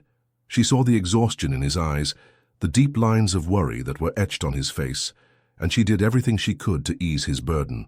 She was a silent, supportive presence, a steady flame against the cold grey ruin of their home. Lily, with the resilience of a child, took on a new role. She became the family's small, bright light. She would bring Josiah a cup of water as he worked, her small hands holding the cup with a grave seriousness. She would sing to him as he ate, her voice a sweet, innocent melody that broke through the heavy silence of their grief. She was a constant reminder of what they were fighting for, a home, a family, a future.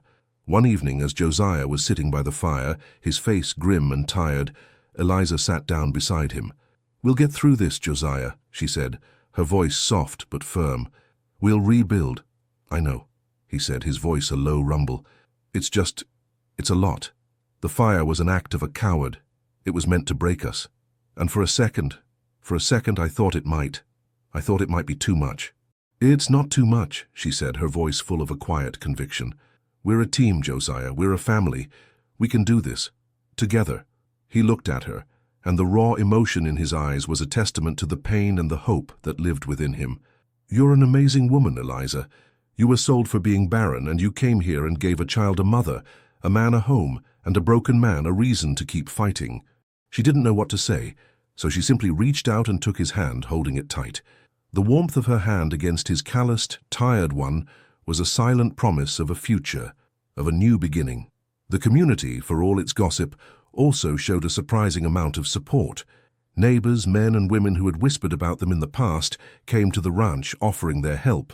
The blacksmith offered to forge new hinges and tools. The feed store owner offered a discount on supplies. Even the town's most hardened old ranchers, men who had known Josiah for years, came and offered their hands, their muscles, their experience. Josiah was a man who had always prided himself on his independence, but he accepted their help. His gratitude, a deep, silent thing. He saw in their faces a new kind of respect. The fire had been meant to ruin them, to ostracize them, but it had done the opposite. It had brought them back into the fold of the community. They were no longer a spectacle, but a testament to a human spirit that could not be broken. Eliza, in turn, was overwhelmed by their kindness. She and Lily cooked for the men, bringing them hot food and cold water, her hospitality a quiet thanks for their help. She saw the way the women, once so cold and judgmental, looked at her with a newfound respect. They saw not a barren widow, but a woman who was a partner, a survivor, a pillar of her home and her family. As the new barn began to rise from the ashes, a testament to their resilience and the kindness of their neighbors, Eliza and Josiah stood side by side, watching the men work. The new barn was sturdier, stronger, a symbol of their new beginning. The fire had been a painful chapter, a brutal attack, but it had also been a crucible, a place where their love and their family had been forged in the fire of adversity. They had lost a barn, but they had gained a community. They had lost their peace, but they had found a new fierce strength. The rebuilding was not just of wood and stone, but of a life, a love, and a family that was stronger than ever.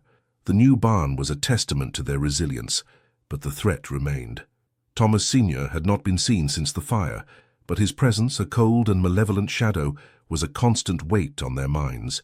Josiah knew it was only a matter of time before he would strike again. This time, however, Josiah was not waiting for him to come to them. He was going to him. One morning he told Eliza his plan. "I'm going into town. I'm going to confront him. End this once and for all." Eliza's heart went cold. "Josiah, no. Don't go looking for trouble. He's a coward, but he's not a fool. He'll have something planned." "I know," Josiah said, his voice firm, "but he's not going to win. He's not going to keep us living in fear. This is our home. This is our life. He's not going to take it from us. She knew there was no talking him out of it. She watched him ride off, a tall, determined figure on a horse, his rifle in the saddle, his resolve a palpable thing. She felt a knot of fear tighten in her stomach. The love that had grown between them was a new and precious thing, and the thought of losing him, it was a thought she couldn't bear. Josiah found Thomas Sr. in the saloon, a bottle of whiskey on the table, a sneer on his face. He was holding court, telling a story about the fire, a smug, triumphant look in his eyes. When he saw Josiah, his smile faltered, replaced by a cold, calculating look. "Well, well, well," Thomas Sr. said, his voice a low growl. "Look who it is. The man who thought he could steal from me, who thought he could get away with it." "I didn't steal from you," Josiah said, his voice a low, dangerous rumble. "I gave a woman a home. I gave a child a mother. I gave a broken woman her life back. You took it from her, and now you're going to pay for it." Thomas Sr. laughed, a harsh, grating sound. "Pay? Pay for what? She was our property. She owed us a debt. And now you do too, for the barn, for the livestock, for everything." The men in the saloon, sensing the tension, fell silent. They watched, their eyes fixed on the two men, a tense tableau of a long, simmering feud. "I don't owe you anything," Josiah said, his voice a low, steady threat. "And if you ever come near my home again, if you ever go near my wife or my daughter again, I will put you in the ground. Do you understand me, Thomas?" Thomas Sr.'s eyes were filled with a venomous hatred. "You think you can just come here and threaten me, Thorne? You think you're so tough?" He stood up, his hand going to the pistol at his hip. "I'll show you who's tough." The room was silent, a breathless pause before the storm. Josiah didn't flinch. He simply stood there, his hands at his side, his gaze unwavering, his face a mask of cold, controlled fury. "Don't do it, Thomas. You won't win. You won't get the satisfaction." The words were a subtle jab, a reminder of the man's cowardice, of his reliance on hired hands and cheap tricks. Thomas Sr.'s hand trembled on the butt of his pistol. He wanted to pull it, to shoot him, to end the man who had ruined his plans. But he couldn't. He saw the cold, unwavering resolve in Josiah's eyes, the quiet strength that was more powerful than any gun. He saw his own defeat, his own humiliation, reflected in the eyes of his enemy. He slowly, reluctantly, lowered his hand. "This isn't over, Thorne," he said, his voice a low, defeated growl. "This isn't over." "Yes, it is," Josiah said, his voice firm and final. "It is over. You're done. Now get out of my sight." He turned and walked out of the saloon, leaving Thomas Sr. alone, defeated and humiliated. The other men watched him go, a new kind of respect in their eyes. He was not a bully, not a brute. He was a man who stood for what was right, a man who fought for his family. He was a good man, and a good man, they knew, was a dangerous enemy. When Josiah returned to the ranch, he was greeted by Eliza, who was standing at the door, her face pale with worry. She ran to him, and her arms went around his neck, holding him tight. "You're safe," she whispered, her voice filled with a profound, overwhelming relief.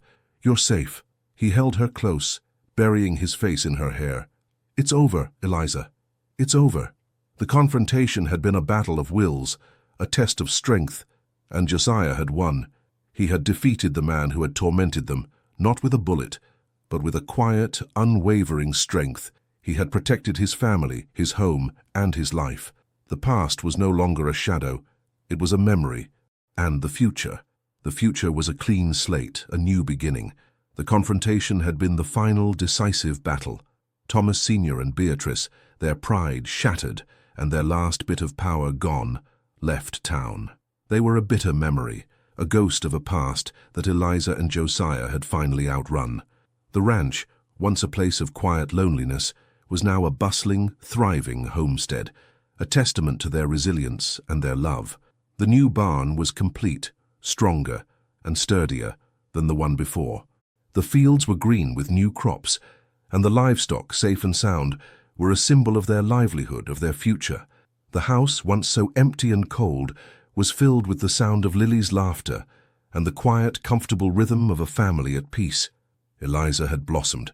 She was no longer a frightened, weary woman. She was a confident, capable partner, a loving mother, a wife who was loved and cherished. She had a new purpose, a new identity. She was no longer a barren widow. She was Mrs. Thorne, and she wore the name with pride. One evening, as the sun began to set, painting the sky in a fiery wash of orange and gold, Eliza and Josiah sat on the porch, watching Lily chase fireflies in the fields. The air was cool and crisp, filled with the scent of pine and wild sage. "We did it," Eliza said, her voice a soft, happy whisper. "We made it." Josiah nodded, his hand resting on hers, his thumb stroking her fingers. "We did. It wasn't an easy road. There were times I thought we wouldn't make it. But you were there. You made me believe in something again, in a future, in a family." He turned to her, and his eyes, those beautiful, blue-gray eyes, were filled with a profound love. "I didn't buy a wife, Eliza. I found one. I found the one I was meant to have, the one who was meant to be Lily's mother, the one who was meant to be my partner, my family, my love." The words were not the dramatic declarations of a romantic novel. They were simple, honest and heartfelt, and they were more powerful than any flowery speech. They were a testament to a love that had been forged in the fires of adversity, a love that was a slow, steady burn, a quiet, profound affection. Eliza's eyes filled with tears, not of sadness, but of a profound, overwhelming happiness. She had been sold for a crime she couldn't control. She had been told she was worthless, that she would never be a mother, a wife. And yet, here she was. A wife, a mother, a partner, a woman who was loved. She leaned into him, her head resting on his shoulder, and they sat in comfortable silence, watching their daughter play. The world was a distant memory, the past, a faded shadow. Their future was here, on this ranch, in this quiet, sturdy home, with this small, perfect family. The story of a widow soul had ended, and the story of a wife, a mother, and a family had just begun. The tranquility of their new life was a sweet, hard-won prize, but it was not immune to the outside world's lingering resentments. The town, having witnessed the failure of Thomas Sr.'s schemes, had a new, more subtle form of gossip: jealousy. A few of the local women, particularly the more established wives who had watched Eliza's rise from auctioned widow to Mrs. Thorne, began to spread whispers. They couldn't fault her character or her work ethic, so they turned to the one thing that had always been her most painful vulnerability: her inability to conceive. "She's a good enough mother to that girl," one woman, a sharp-tongued farmer's wife named Martha, would say, her voice dripping with false sympathy. "But it's a borrowed life. She'll never give Josiah a son of his own. A man like that needs a male heir." The whispers were like a slow-acting poison, and they reached Josiah's ears. He dismissed them with the cold disdain he reserved for small-minded people, but he saw the way they affected Eliza. The words, once so brutal and public, were now a subtle, persistent ache in her heart. She was a mother to Lily, a wife to Josiah, but she couldn't escape the deep-seated societal expectation that a woman's true value lay in her ability to bear children. One afternoon, a neighbor's wife, a woman named Agnes, came to the ranch. She was a kindly woman, but her words were laced with a well-intentioned yet stinging pity. "Eliza, you are such a blessing to that little girl. You've brought so much light to this family. But you know," she said, her voice lowering to a conspiratorial whisper, "my sister knows of a doctor in the city. They say he can help women who can't conceive."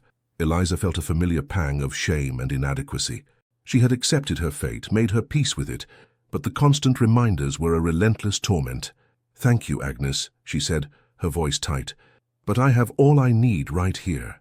Agnes, however, was persistent. "A man like Josiah, so strong and good. He deserves a son, Eliza. It's not fair to him. It's a man's right to have a son." The words, a cruel echo of her in-laws, were like a physical blow. Eliza felt the hot sting of tears behind her eyes, and her composure, so carefully constructed, began to crack. She thanked Agnes for her visit, and, the moment she was gone, she went to the barn, her shoulders shaking with silent sobs. Josiah found her there, her face buried in the neck of a gentle horse. He didn't say anything. He just wrapped his arms around her, holding her close. "What happened, Eliza?" he asked, his voice a low, steady rumble. She couldn't speak. She just shook her head, her body trembling with the pain she had been trying so hard to hide. "Was it Agnes?" he asked, his voice a little colder now. "Was it about the baby?" Eliza nodded, her heart a heavy stone in her chest. He held her tighter, his grip a silent promise of his love and support. "Eliza, listen to me," he said, his voice firm and unwavering. "I don't care what they say. I don't care what they whisper. You gave me a daughter. You gave me a family. You gave me a life. That is more than any son, more than any heir could ever give me. My family is here. My future is here. With you. You are enough. You are more than enough." His words, simple and heartfelt, were a powerful antidote to the poison of the town's gossip. He had seen her pain, had held her in his arms, and had, with his quiet strength, made her believe in her own worth again. The truth was, she had a family. She had a home. She had a husband who loved her, not in spite of her imperfections, but because of her strength, her resilience, and her heart. The whispers of the town were nothing more than a faint, distant echo against the solid, unwavering foundation of their love. The town's whispers, though dismissed by Josiah, continued to plague Eliza. She had been so sure of herself, so content with her life, but the constant reminders of her barrenness had chipped away at her confidence.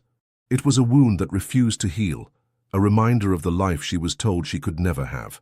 One afternoon, as she was helping Lily with her letters, her mind was a million miles away, lost in a haze of worry and self-doubt. Lily, with the uncanny perception of a child, noticed her mother's distress. "Mama, what's wrong?" she asked, her small hand reaching out and cupping Eliza's face. "You look sad." The simple question was a dagger to Eliza's heart. She was supposed to be the pillar of strength, the source of comfort. How could she be a good mother if she was so consumed by her own pain? She forced a smile. "I'm not sad, sweetheart. Just tired." But the lie tasted like ash in her mouth. That evening, as they sat by the fire, Eliza finally spoke her mind. "Josiah," she said, her voice a little shaky, I want to go to the city. I want to see a doctor." Josiah's face, once so open and at peace, became a mask of concern. "Eliza, you don't have to do this. We're happy. We have a family. What they say doesn't matter." "It does," she said, her voice a raw whisper. "It matters to me. I need to know, Josiah. For myself. I need to know if there's any hope. Just a little. A small chance." He looked at her, at the raw vulnerability in her eyes, at the pain that had been festering in her heart, and he knew he couldn't deny her this. It wasn't about him. It wasn't about the town. It was about her. It was about giving her a sense of peace, a sense of closure. "All right," he said, his voice quiet but firm. We'll go. We'll go to the city. We'll see this doctor." The journey to the city was long and arduous. It was a world away from the quiet, isolated life of the ranch. The city was a cacophony of sound and people, a sea of strangers and carriages and noise. Eliza felt a sense of awe and a deep sense of unease. She was a countrywoman, a rancher's wife, and this world felt alien and overwhelming. They found the doctor's office, a small, unassuming building tucked away on a quiet street. The doctor, a kind, elderly man with a gentle demeanor, listened to their story with a quiet, compassionate attention. He examined Eliza, his movements gentle and professional, and asked her a series of questions. When he was done, he sat back in his chair, a thoughtful expression on his face. "Eliza," he said, his voice soft, "from what I can tell and from what you have told me, there is no medical reason why you couldn't have a child. The human body is a complex and mysterious thing. Sometimes the body simply needs to heal from a loss, from a trauma. Sometimes the mind needs to find peace. Sometimes the spirit needs to feel safe and loved before it can be open to a new life." His words were not a diagnosis, but a balm. He was not a doctor, but a healer. He was not speaking of her physical body, but of her heart, of her mind, of her spirit. "There is no guarantee, Eliza. There is no magic cure. But from what I can see, there is no reason to lose hope. There is no reason to believe that a new life isn't possible." Eliza felt a wave of emotion wash over her, a mix of hope and profound relief. She wasn't broken. She wasn't a failure. The doctor had given her back her dignity, her sense of self. He had given her back her hope. When they left the office, Josiah took her hand, his grip firm and reassuring. "Are you all right, Eliza?" he asked, his voice filled with concern. "I am," she said, a genuine smile spreading across her face. "I am. He said it was possible. He said I wasn't broken. He said it was a matter of healing." Josiah's eyes, those beautiful blue-gray eyes, were filled with a profound, overwhelming love. "I told you, Eliza, you were never broken. You were only ever beautiful." And you were always, always enough for me no matter what. The journey back to the ranch was a journey to a new beginning. They had not found a miracle cure. They had not found a solution, but they had found something more precious. They had found peace. They had found hope. They had found the knowledge that their love was a good and powerful thing, a love that was a source of healing, a love that was, in and of itself, a kind of miracle. The journey to the city and the doctor's words had been a powerful balm for Eliza's soul. She returned to the ranch with a newfound peace, a quiet confidence that radiated from her like a gentle light. The town's whispers no longer stung. She had found her answer, not in a cure but in the knowledge that she was whole, and that her worth was not defined by her ability to bear children. Life on the ranch settled back into its comfortable, familiar rhythm. The days were filled with work, the evenings with quiet conversation, and the nights with a profound, peaceful sleep. The new barn was complete, a sturdy, proud monument to their resilience. The fields were green with new life, and the cattle, safe and sound, were a symbol of their thriving livelihood. And then one morning, Eliza woke up and felt a wave of nausea. A few days passed, and the feeling didn't go away. She was tired, her body felt strange, and her mind was a jumble of emotions she couldn't quite name. She didn't say anything to Josiah. She was afraid to hope, afraid to be wrong, afraid to jinx a miracle she hadn't dared to dream of. She kept the secret to herself, her heart a frantic, hopeful drum against her ribs. She was a woman who had been told her body was a failure, a woman who had made peace with her fate. The idea that a new life might be growing inside her was so overwhelming, so terrifying, that she couldn't even speak the words aloud. She began to take better care of herself, eating more, resting when she could, a silent, hopeful plea to a life she couldn't yet see or feel. She would sit in the sun, her hand resting on her stomach, and whisper small, secret words of hope and love to the child she so desperately wanted to have, the child she so desperately wanted to protect. Josiah, ever observant, noticed the changes in her. He saw the way she would get tired, the way her hand would unconsciously rest on her stomach. He saw the secret light in her eyes, a light he hadn't seen since the day they had first met. He didn't say anything. He didn't want to pressure her, to make her feel as though she had to tell him. He would wait. He would let her tell him when she was ready. One evening, as they were sitting by the fire, the silence between them was a comfortable, familiar thing. Lily was asleep, a small, peaceful figure in her bed. The fire crackled in the hearth, and the world outside was a quiet, dark expanse. "Josiah," Eliza said, her voice a whisper, "I have to tell you something." He turned to her, his face a calm, open book. "What is it, Eliza?" She took a deep breath, her heart pounding so hard she was sure he could hear it. I went to see a doctor in the city, and he said that my body was not broken. He said that with time, with peace, with love, a new life was possible." He nodded, a gentle, understanding smile on his lips. "I know, and I'm so glad he told you that. I'm so glad you have that peace." She shook her head, her eyes filled with tears, not of sadness, but of a profound, overwhelming joy. "No, Josiah, you don't understand. I think it happened. I think I'm pregnant." The words hung in the air, a beautiful, terrifying truth. Josiah's face, once so calm and open, broke into a mixture of shock, wonder, and a deep, overwhelming joy. He looked at her, at the quiet, trembling hope in her eyes, and a slow, genuine smile spread across his face. He reached out, his hand shaking slightly, and he gently touched her stomach, a silent, reverent gesture. "Eliza," he said, his voice a raw whisper. Is it true?" She nodded, tears streaming down her face. "I think so, Josiah. I think it's true. I think we're going to have a baby." He didn't say anything. He just pulled her into his arms, holding her close, his body trembling with emotion. He had been a widower, a man who had lost his family, a man who had sworn off love.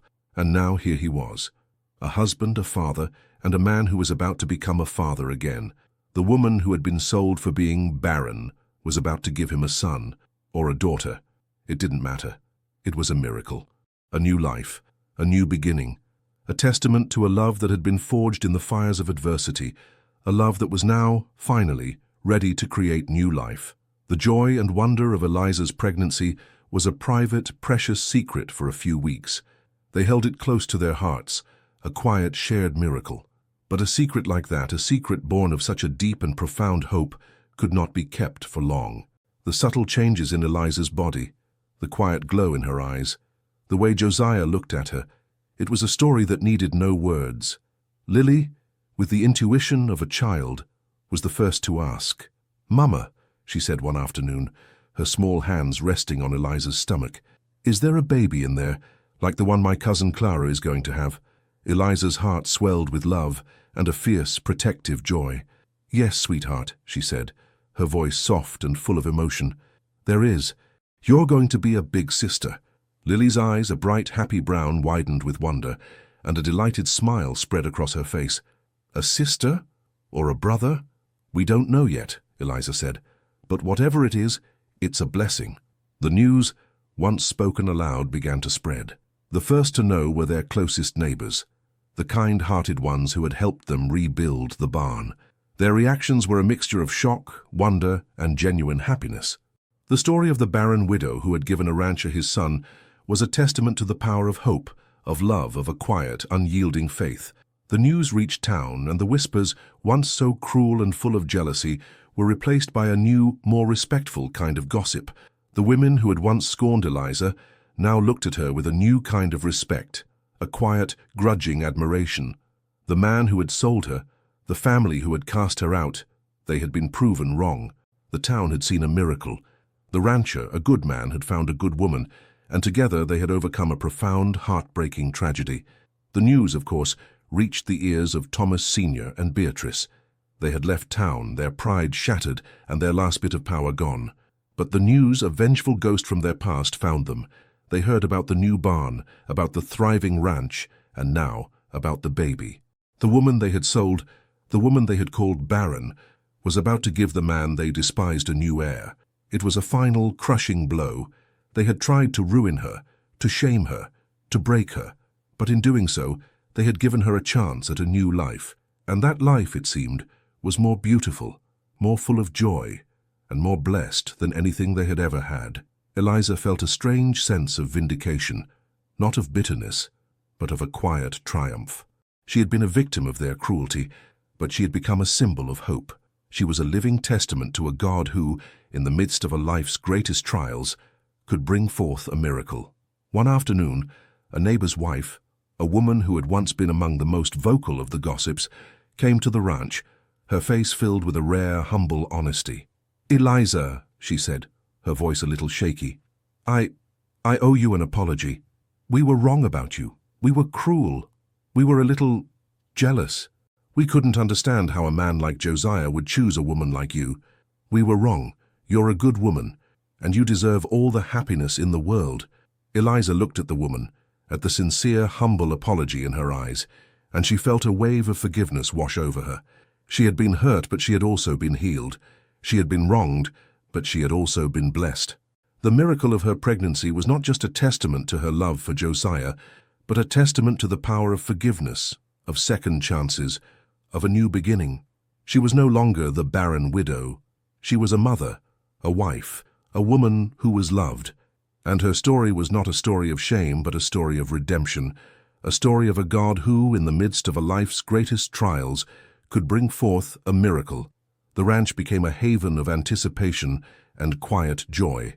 Eliza's pregnancy progressed, and with it came a new kind of rhythm to their lives.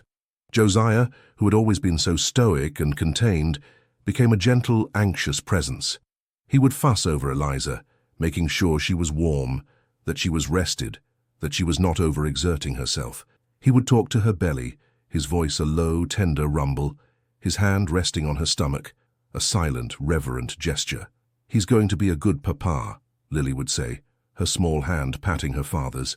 "He's going to be the best papa." Eliza's heart ached with a profound, overwhelming love.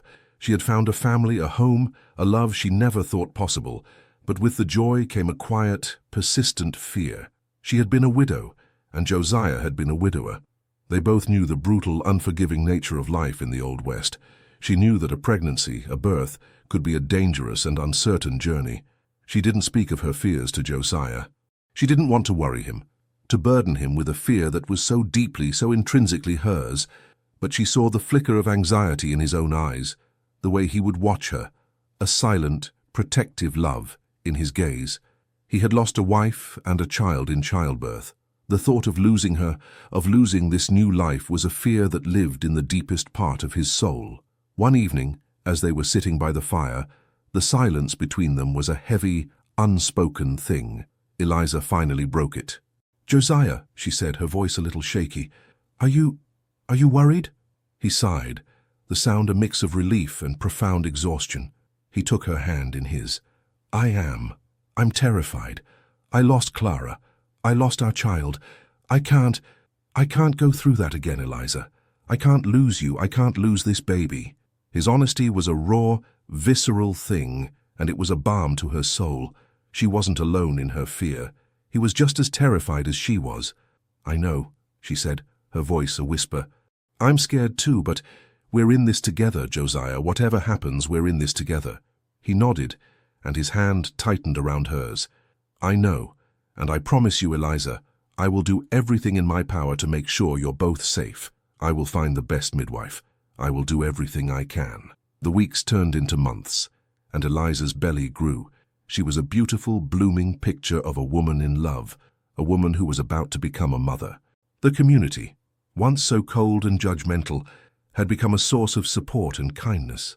The women would bring her small gifts, a hand-stitched blanket, a new bonnet for the baby, a jar of their best preserves. They had been wrong about her, and in their own quiet way they were trying to make it right. As her due date approached, Josiah rode into town and came back with a woman he had found, a quiet, kind-looking woman with a steady, reassuring presence. She was a midwife, a woman with years of experience, a woman who had a reputation for being a calm and steady hand in the midst of a storm. "This is Mrs. Johnson, Eliza," Josiah said, his voice a little hoarse with a quiet, anxious hope. "She's going to stay with us until the baby is born. She's going to make sure you're safe." Eliza looked at the woman, at her kind, steady eyes, and a wave of relief washed over her. She looked at Josiah, at the profound love and concern in his eyes, and she knew that she was safe. She had a home, a family, a man who would move mountains to protect her. She had been sold for a crime she couldn't control, but she had been rescued, not by a man who bought her, but by a man who loved her. And in that love she had found a peace, a hope, and a strength that was more powerful than any fear. The labor began on a cold, crisp morning in late autumn. The sky was a pale, washed-out grey, and a thin, icy mist hung over the fields. The air was filled with a sense of anticipation and a deep, profound silence. Josiah, with a quiet, focused determination, was a pillar of strength. He had been a widower who had lost a wife and a child in childbirth. The past was a brutal, unforgiving ghost, and it was a ghost that haunted him, a fear that lived in the deepest part of his soul. But he would not let it win. He would not let it defeat him. The midwife, Mrs. Johnson, was a calm, steady presence. She was a woman who had seen it all, a woman who had guided new life into the world, a woman who knew that in the midst of a storm, a quiet, steady hand was the only thing that could save you. She was a pillar of strength for Eliza, her voice a low, soothing rhythm against the backdrop of her pain. Eliza, in the midst of her labor, was a woman transformed. She had been a frightened, anxious girl who had been told her body was a failure. She had been a woman who had made peace with a life without a child of her own. But now, in the midst of a battle she could not control, she was a woman of immense strength, of a profound, unyielding will to survive. She was fighting for a life, not just her own, but the life of a child she had never met, a life she had only dreamed of. The pain was a living, breathing thing, a fire that consumed her, but in the midst of the pain, she felt a profound, unwavering sense of purpose. She was not a victim. She was a mother. She was a woman who was about to give birth to a new life. Josiah was a constant presence, his hand on her back, his voice a low, soothing murmur, his face a mask of love and a profound, bone-deep fear. He had been a man who had sworn off love, a man who had built a wall around his heart. But now, in the midst of a storm, he was a man who was willing to lose everything for a chance at a new life. Hours passed, a long, agonizing eternity. The sun rose, a pale, watery light in a sky of grey. The world outside was a cold, unforgiving place, but inside the small cabin, a battle was being fought, a battle for a new life, And then, just as the sun broke through the clouds, a new sound filled the air. A cry, a small, furious and beautiful cry. Eliza, exhausted and weak, looked up, her eyes filled with tears. She saw Josiah's face, a face that had been a mask of fear, now transformed by a profound, overwhelming relief. She saw Mrs. Johnson, her face a kind, gentle smile, holding a small, tiny bundle. "It's a girl, Eliza," Mrs. Johnson said, her voice a soft, joyful whisper.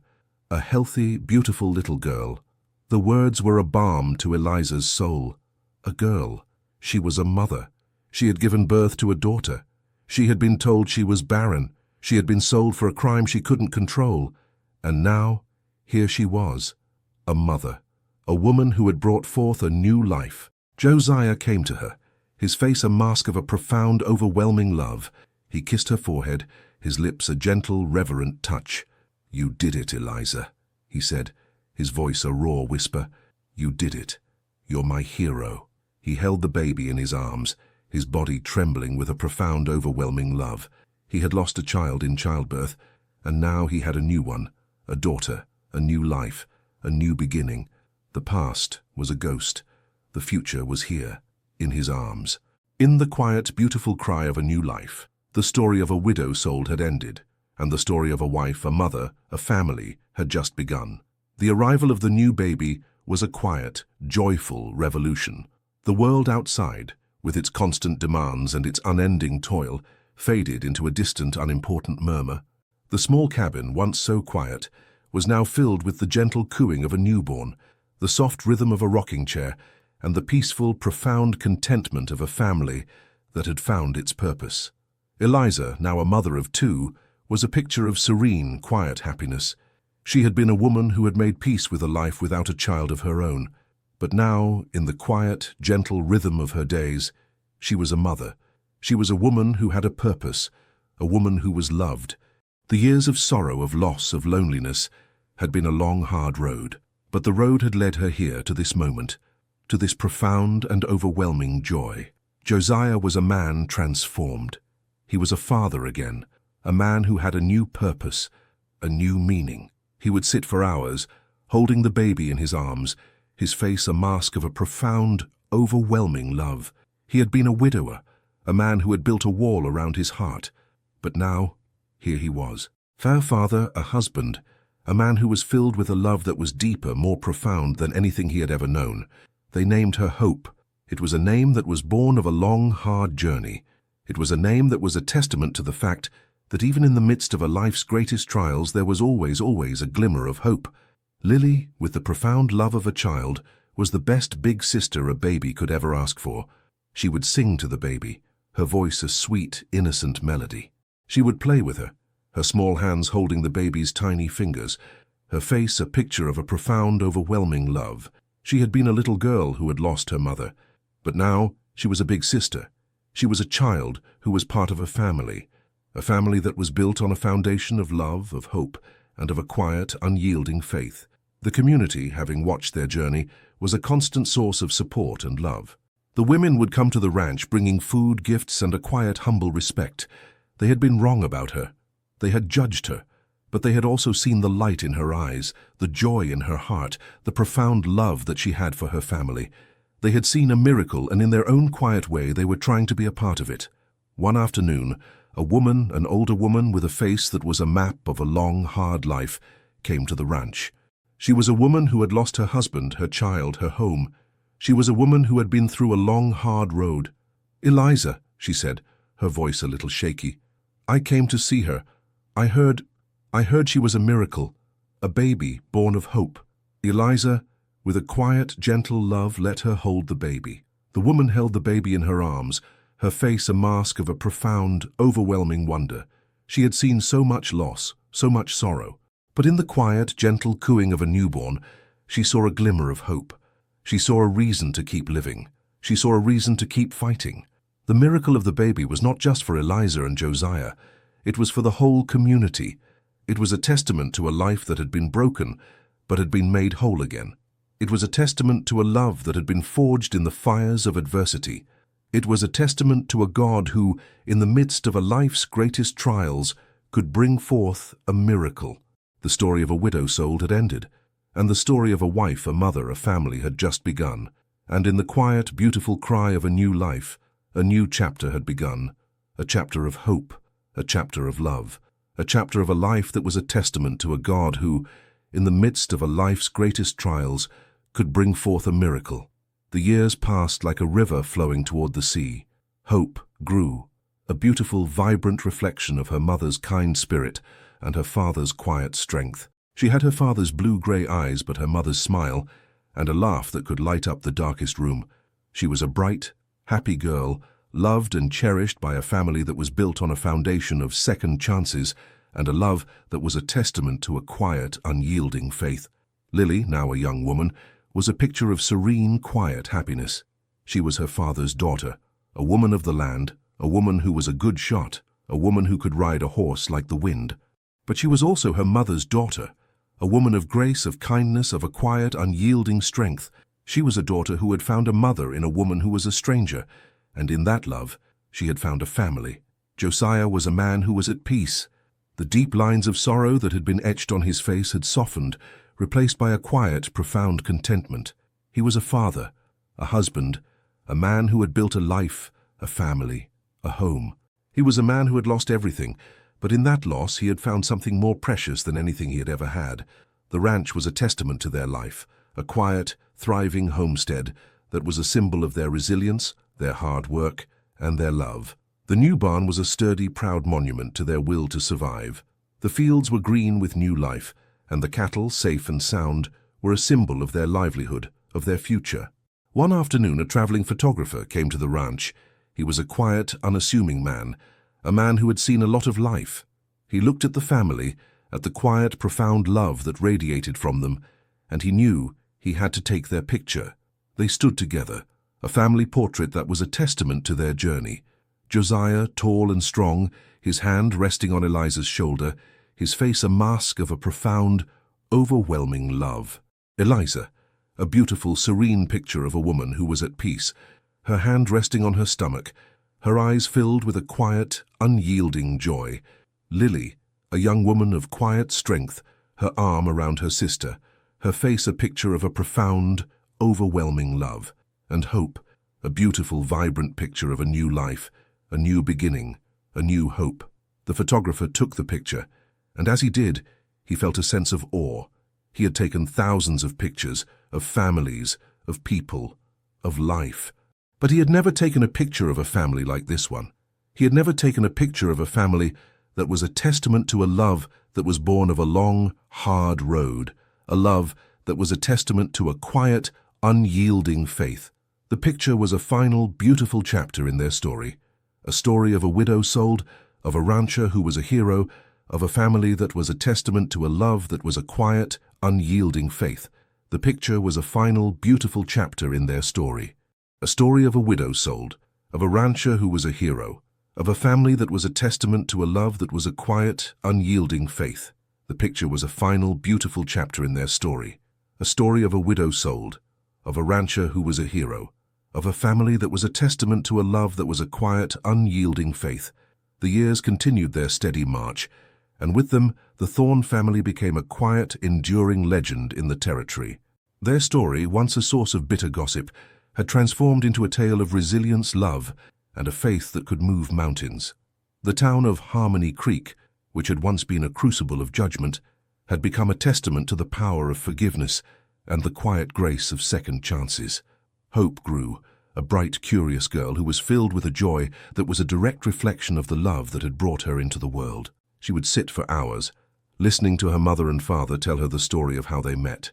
Not the brutal, honest truth of the auction block, but a softer, more beautiful version of a rancher who needed a helping hand and a woman who was looking for a new start. The full story, the raw truth, was a treasure they held close, a sacred part of their history that would be shared when the time was right. Lily, a young woman now, was her father's right hand on the ranch. She was a natural leader, her quiet strength and a deep understanding of the land making her an invaluable partner. She would ride for miles, checking fences, her gaze as steady and unwavering as her father's. She had found her place, her purpose, and in that, a quiet, profound happiness. She had been a little girl who had lost her mother, but in that loss she had found two.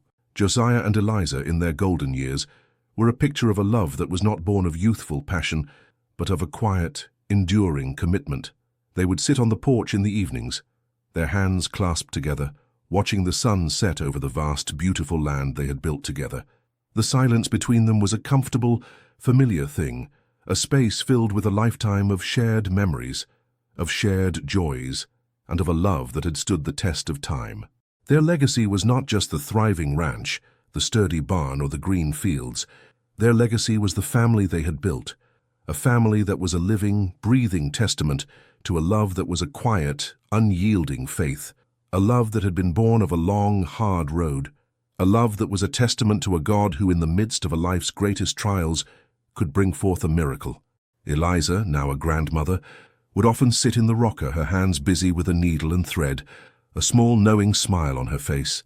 She had been a woman who had been told her body was a failure, a woman who had been sold for a crime she couldn't control, and yet here she was, a grandmother, a woman who was loved, a woman who had a family, a woman who had a story. Her story was a story of a woman who was a victim but became a survivor.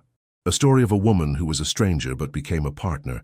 A story of a woman who was a barren wife but became a mother. A story of a woman who was sold but was truly, truly free. Her legacy was a legacy of hope, a legacy that was a testament to the fact that even in the midst of a life's greatest trials there was always a glimmer of hope. A legacy that was a testament to the fact that even in the midst of a life's greatest sorrows, there was always a love that could heal, a love that could give, and a love that could, in its own quiet, beautiful way, bring forth a miracle. The golden years had settled upon the Thorn Ranch like a warm, comforting blanket. Eliza and Josiah, their faces etched with the lines of a long and well-lived life, sat on their porch swing, a quiet monument to enduring love. Their story was a legend in the territory, a tale whispered in saloons and sung in homesteads, but it was a story they had only ever shared in fragments. The deepest, most painful truths, the auction, the humiliation, the cruel words of Thomas Sr., were their own sacred history, a part of a past they had overcome together. But now, with their children grown and their legacy secure, the time had come to unveil the full truth. It was a crisp autumn evening, the air filled with the scent of wood smoke and falling leaves when they gathered their family. Lily, now a graceful woman with her father's quiet strength, and Hope, a bright, curious young woman who was a reflection of her mother's heart. They sat by the fire, the flickering light casting long, dancing shadows on the walls, and Eliza began to speak. She started not with a fairy tale, but with the cold, hard reality of the auction block. She spoke of the dust, the heat, the cruel, judging faces of the crowd. She spoke of the shame, the humiliation, the feeling of being less than human, an object to be sold. She spoke of her in-laws, of their bitterness and their rage, and of the profound loneliness that had consumed her. She spoke of the moment she saw Josiah, a tall, silent figure in the crowd, a man who had paid for her freedom with a cold, hard transaction. Her voice was steady. Her words were a raw, honest account of a past she had never spoken aloud. Lily and Hope listened, their faces a mixture of shock and profound sadness. They had known their parents had a difficult past, but the brutal reality of it was a crushing weight. Then Josiah began to speak. He spoke of his own past, of the love he had for his late wife, Clara, of the pain of losing her and their child in childbirth. He spoke of the emptiness that had consumed him, a loneliness so profound he had sworn off love forever. He spoke of the day he saw Eliza on the auction block, not as a woman to be bought, but as a person, a human being who was being publicly humiliated. He spoke of the pain he saw in her eyes, a pain that mirrored his own. He hadn't bought a wife. He had bought a second chance. He had bought a woman who, with her quiet strength and her kind heart, had given him a reason to live again. He spoke of the paper marriage, of the town's whispers, of the fire, of the constant threat of Thomas Sr. He spoke of the way Eliza had faced every trial with a quiet, unyielding grace, of the way she had made his empty house a home, of the way she had become a mother to Lily, and of the miracle of their daughter, Hope. His voice was filled with a profound, overwhelming love, a love that was a testament to the fact that even in the midst of a life's greatest trials, there was always, always a glimmer of hope. When they were finished, the room was silent. Lily and Hope sat in stunned silence, their hearts aching with a mixture of sadness and a deep, profound gratitude. They looked at their parents, at the man and woman they had always known, and they saw them in a new light. They were not just their parents. They were heroes, survivors. They had been through a war of the heart, a war for their lives, and they had won. Lily, a woman of few words, spoke first. I never knew," she said, her voice a little shaky. "Mama, Papa, I'm so sorry. I'm so grateful." Hope, the more expressive of the two, rose and knelt by her parents, her eyes filled with tears. You are the bravest people I have ever known. Your love story, it's a miracle. It's a testament to a love that is stronger than anything." Eliza and Josiah looked at their daughters, at the love and the admiration in their eyes, and they felt a profound sense of peace. They had unveiled their legacy, not with a photograph or a story, but with a raw, honest account of their lives. They had given their daughters a gift, the gift of their story, a story of a family that was not born of convenience, but of a quiet, unyielding faith. The night was no longer a symbol of their dark past. It was a symbol of their new beginning, a beginning that was a testament to a love that was a quiet, unyielding faith, a love that had stood the test of time, a love that was a legacy of hope. The revelation of their past had a profound and lasting impact on the family. Lily, now a woman with a deeper understanding of her own roots, began to see her life through a new lens. She was not just a rancher's daughter. She was a testament to her mother's quiet strength and her father's fierce loyalty. She saw her home, not just as a place of work, but as a sanctuary, a place where a profound, beautiful love had been forged in the fires of adversity. The story gave her a new sense of purpose, a new kind of quiet confidence. She had a legacy to protect, a legacy of love, of hope, and of a quiet, unyielding faith. Hope, with her bright, inquisitive spirit, was the one who asked the difficult questions. She wanted to know everything, the details of the auction, the exact words of her mother's in-laws, the fear her father had felt in the face of a man who was filled with a profound, unyielding hatred. She wanted to understand the full weight of their story, to understand the raw, painful truth that had shaped her family. Her parents, with a quiet, loving patience, answered her questions, their honesty a testament to the fact that their story was not a source of shame, but a source of strength. The story became a part of their family's daily life, a quiet, constant reminder of where they had come from and where they were going. It was a story that was not just for them. It was a story for their children, for their grandchildren, for the generations to come. It was a legacy of hope, a legacy that was a testament to the fact that even in the midst of a life's greatest trials, there was always, always a glimmer of hope. The children, Lily and Hope, had a new kind of love for their parents.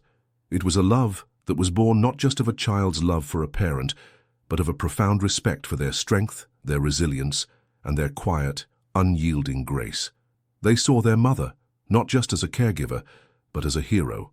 They saw their father, not just as a protector, but as a man who had loved her, not in spite of her imperfections, but because of her strength, her resilience, and her heart.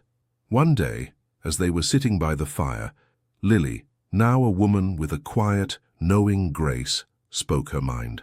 "Papa," she said, her voice a little shaky, "I always knew you were a good man.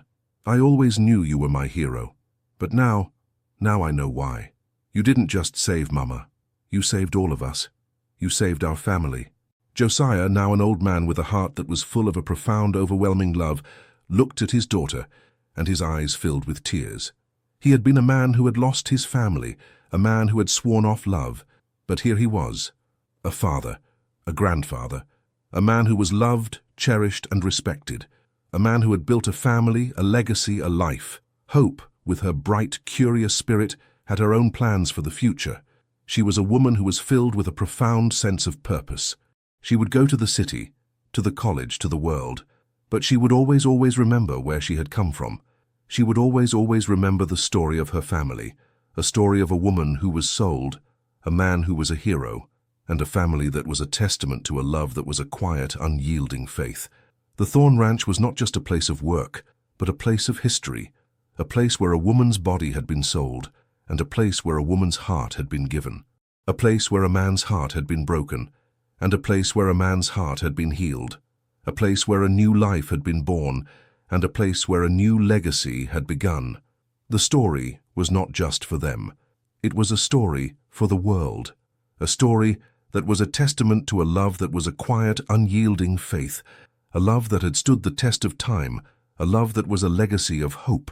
And in the quiet, gentle rhythm of their lives, they were writing the next chapter, a chapter of a family that was a testament to a love that was a quiet, unyielding faith, a love that was a legacy of hope. The final years of Eliza and Josiah's lives were a peaceful, quiet culmination of a life well lived. They had seen their daughters grow into strong, loving women. Lily, who had chosen to stay on the ranch, found a quiet, kind man from a neighboring homestead, and together they worked the land, a new generation building on the solid foundation their parents had laid. Hope, the younger and more adventurous, went to the city, becoming a teacher, a woman who, in her own quiet way, spread the seeds of hope and knowledge to a new generation. She carried the story of her family in her heart, a secret strength that guided her through a world that was far from the simple, honest life of the ranch.